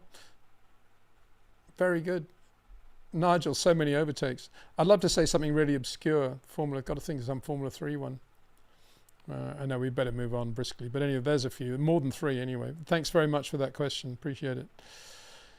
Nemanja Angelkovic. Now Oscar versus McLaren Norris. Yep, absolutely. Brett Monk. G'day, Peter. Long time watching replay and really enjoy your insights. I have a question about short corners and early versus late turn-in. Are you talking fractions or mere tenths or in between? Well, I'm actually talking more positioning rather than time, because that's a good way of measuring it. But if you look at, and I've done a few of these at various stages on Twitter and various other things, but if you looked at, say, Max and Perez, quite often you'd see them going into a medium speed left-hander, and the photographer would not move the camera, and you could measure the number of red and white stripes on the curb on the outside, and you could see exactly where the car is as they're starting to move in. And on average, Max would be turning in maybe 1.5, about a meter, maybe just over a meter earlier than Sergio Perez. Perez would be holding the straight for about a meter longer than Max. So we're talking, you know, meters. And I remember watching Mika versus Coulthard into turn 1 in Barcelona one year in testing, and actually DC was turning in earlier than Mika there by about the same margin. You know, he was pretty good in that area, DC. So we're talking about that sort of difference. And in terms of positioning, sometimes if you look at Max going into the Parabolica, he would have been, I don't know, I would guess probably a meter earlier than Tsunoda going into the Parabolica as well. So that's how I judge it, really, I judge it in terms of distance rather than time. And you can work out what a meter is at, you know, 250 kilometers an hour, whatever that is. I don't know. My brain's not that good. Drew Carey. Hi, Peter. Why doesn't Toto put Kimi in a Williams for 26 and take one of their drivers so he can learn as he's unhappy at Kimi at the moment? Well, I don't think Kimi would learn much at Williams, that's for a start, for sure. But I think he'd sing without trace, to be honest. But if he's unhappy with Kimi, I'd love to see, you know, Carlos Sainz in the Mercedes. It'd be a great thing. I still think Carlos has been poorly treated and should be at Ferrari now, and he's not, for all the reasons we know. But it'd be wonderful to see him in a Mercedes alongside George Russell. Be a good team. And put Kimi in a Williams. But the reason to do that would be to get Carlos Sainz in a Red Bull, not to have Kimi learn at Williams. Because as I say, I don't think he'd learn anything at Williams. What would he learn there? He'd just find it even more difficult, I think. But it would be great to see Carlos Sainz in a Mercedes. Wouldn't that be wonderful? Brett Monk. Johnny said that he lost the feel in his feet and just had to adjust by using his vision or feel instead. Really? I'm not sure that's right.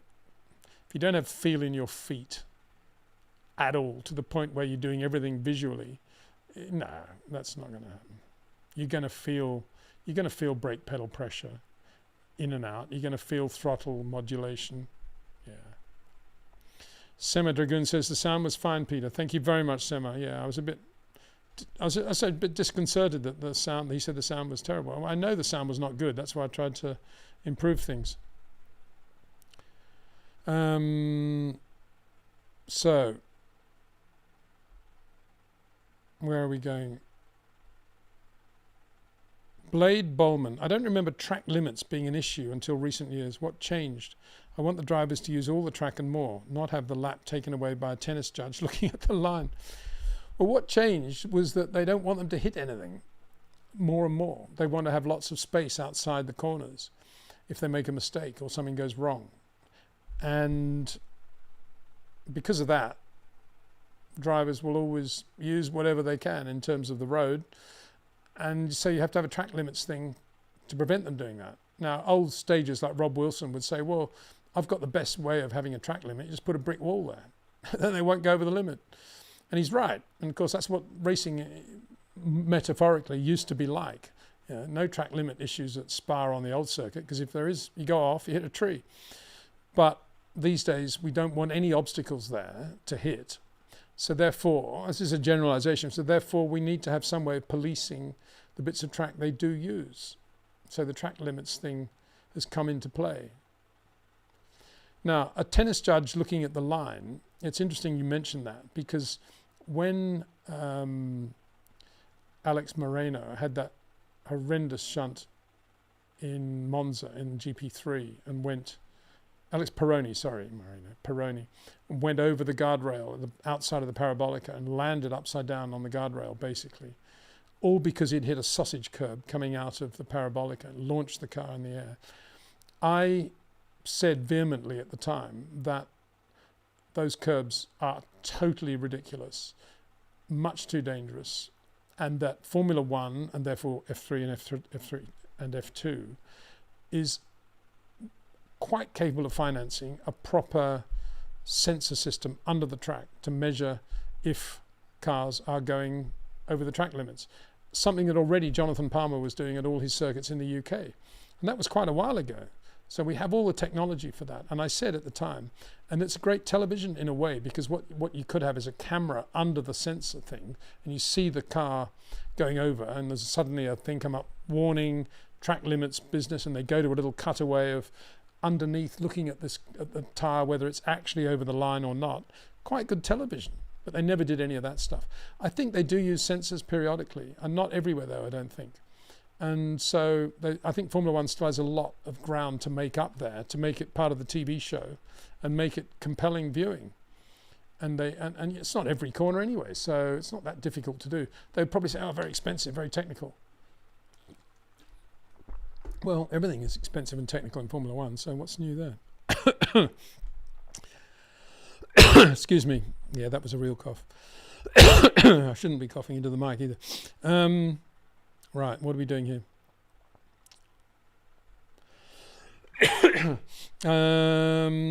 Sema Dragoon, when I drive on the road, I'm like, well, I pay registration. To hell with the white lines, I'll use the whole road. Well, don't do that. Got to stay within your lane, please. Thank you. Brian McLedden says, who's leading the charge in terms of future motorsport journalism? Well, I wish I could tell you, but it's so difficult these days. So difficult, because when the medium was magazines and newspapers, and motoring magazines, motoring newspapers like Motoring News, we all used to get together at every race and everybody knew one another. But now there are so many websites and so many people that do it remotely. And it's so easy to be a journalist. You just cut and paste press releases and all of a sudden you've got your website and you're a motoring journalist. That I have no idea, you know. What I do know is that I never get any phone calls or letters or emails from young journalists asking me the sorts of questions that I used to ask the older journalists constantly when I was, you know, a young kid on the block. Constantly used to badger them all the time. But nobody does that today. And I'm just assuming it's because it's the way of the world that they get so much information, they think, from Wikipedia and the internet, that they don't need to talk to people about it. It's just all there. And you get them writing books about, I mean, there was a thing on F1's website the other day about, it was to do with Honda's decision to leave Williams at the end of 87 and go to McLaren. It was, you know, it was titled with something like, you know, Honda's dilemma or something. I thought, what's that all about? And I started reading it. I thought, this doesn't bear any relation to actually what happened there. It was like they were talking about a completely different sport almost, and I don't know. I'm just assuming that the people who wrote it weren't around at the time, and all the information they've got is from what's out there on the internet, or, you know, I don't know where they got the information, but it's so wrong as to be nonsense. And what's the point? Why do that? Why not actually talk to the people who remembered it at the time and were there? But they don't, because, you know, because the internet tells them they don't need to do that. I think that's the point, and they all just grow up with the internet. Korovit, hey Peter, you're awesome, thanks. Oh, that's very kind, thank you for what you do. I have the feeling Max has been chatting with Toto about Sauber Mercedes Petronas in WEC. Am I crazy? Maybe he has been, you know. Why wouldn't he? Wants to drive for a good team, why not do that? And good for WEC if they're going to get Max in there as well. I think it'd be kind of difficult for him to do a full season of WEC, wouldn't it? Well, impossible, I would have thought, with Formula One. And would he want to do that, all those long distance races? I'm not sure he would. Well, maybe he would, I don't know. But as I said, my main reservation about all that are the number of amateur drivers that are around on the circuit.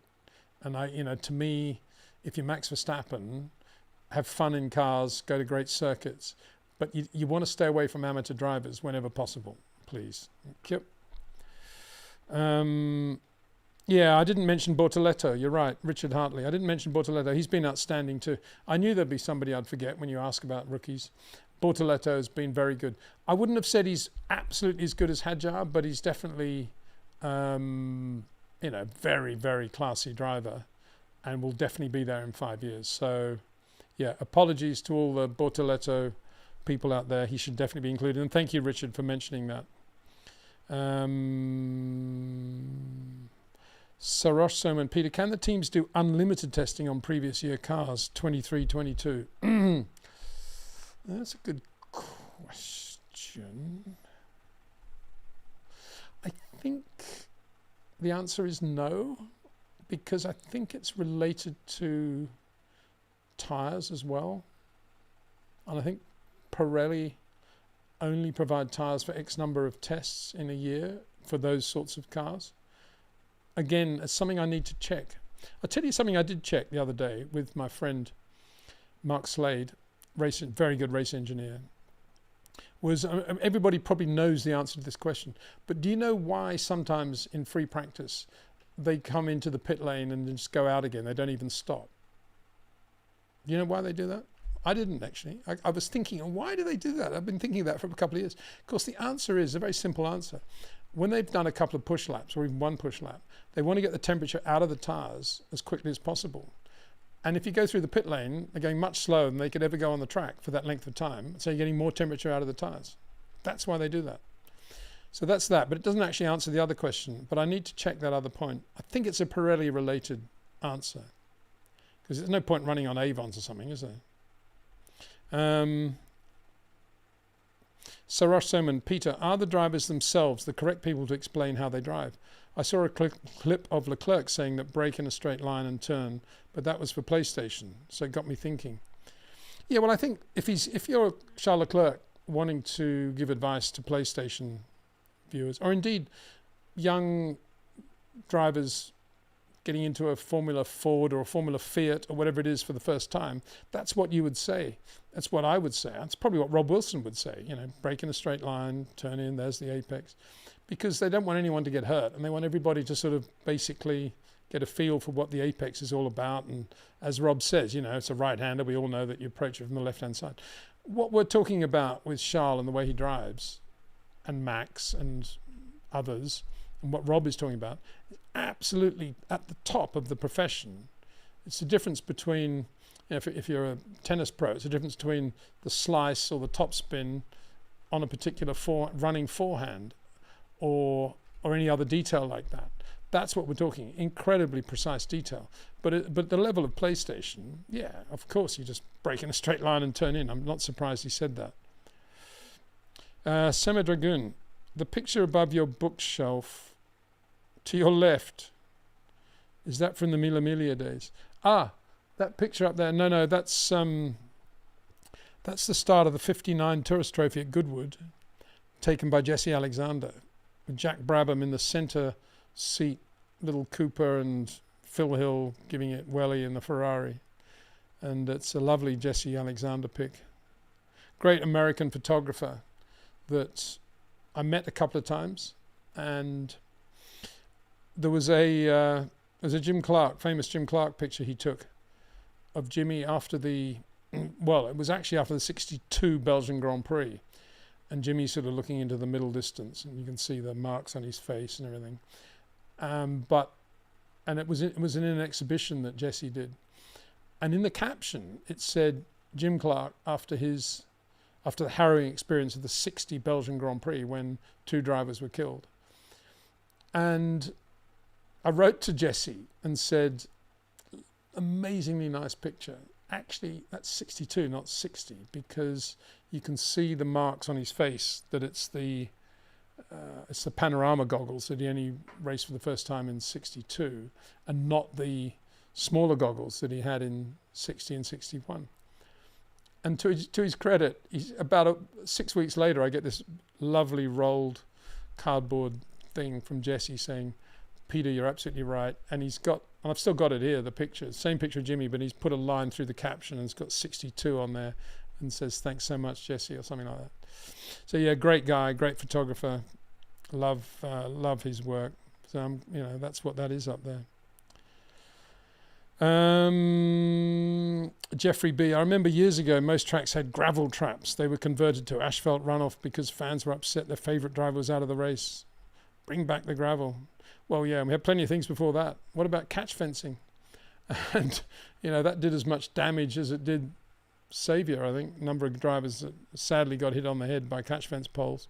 But had we had catch fencing for Patrick Depailler, which they're about to put up, it was all there, lying down on the outside of that long right hand of the East curve at Hockenheim.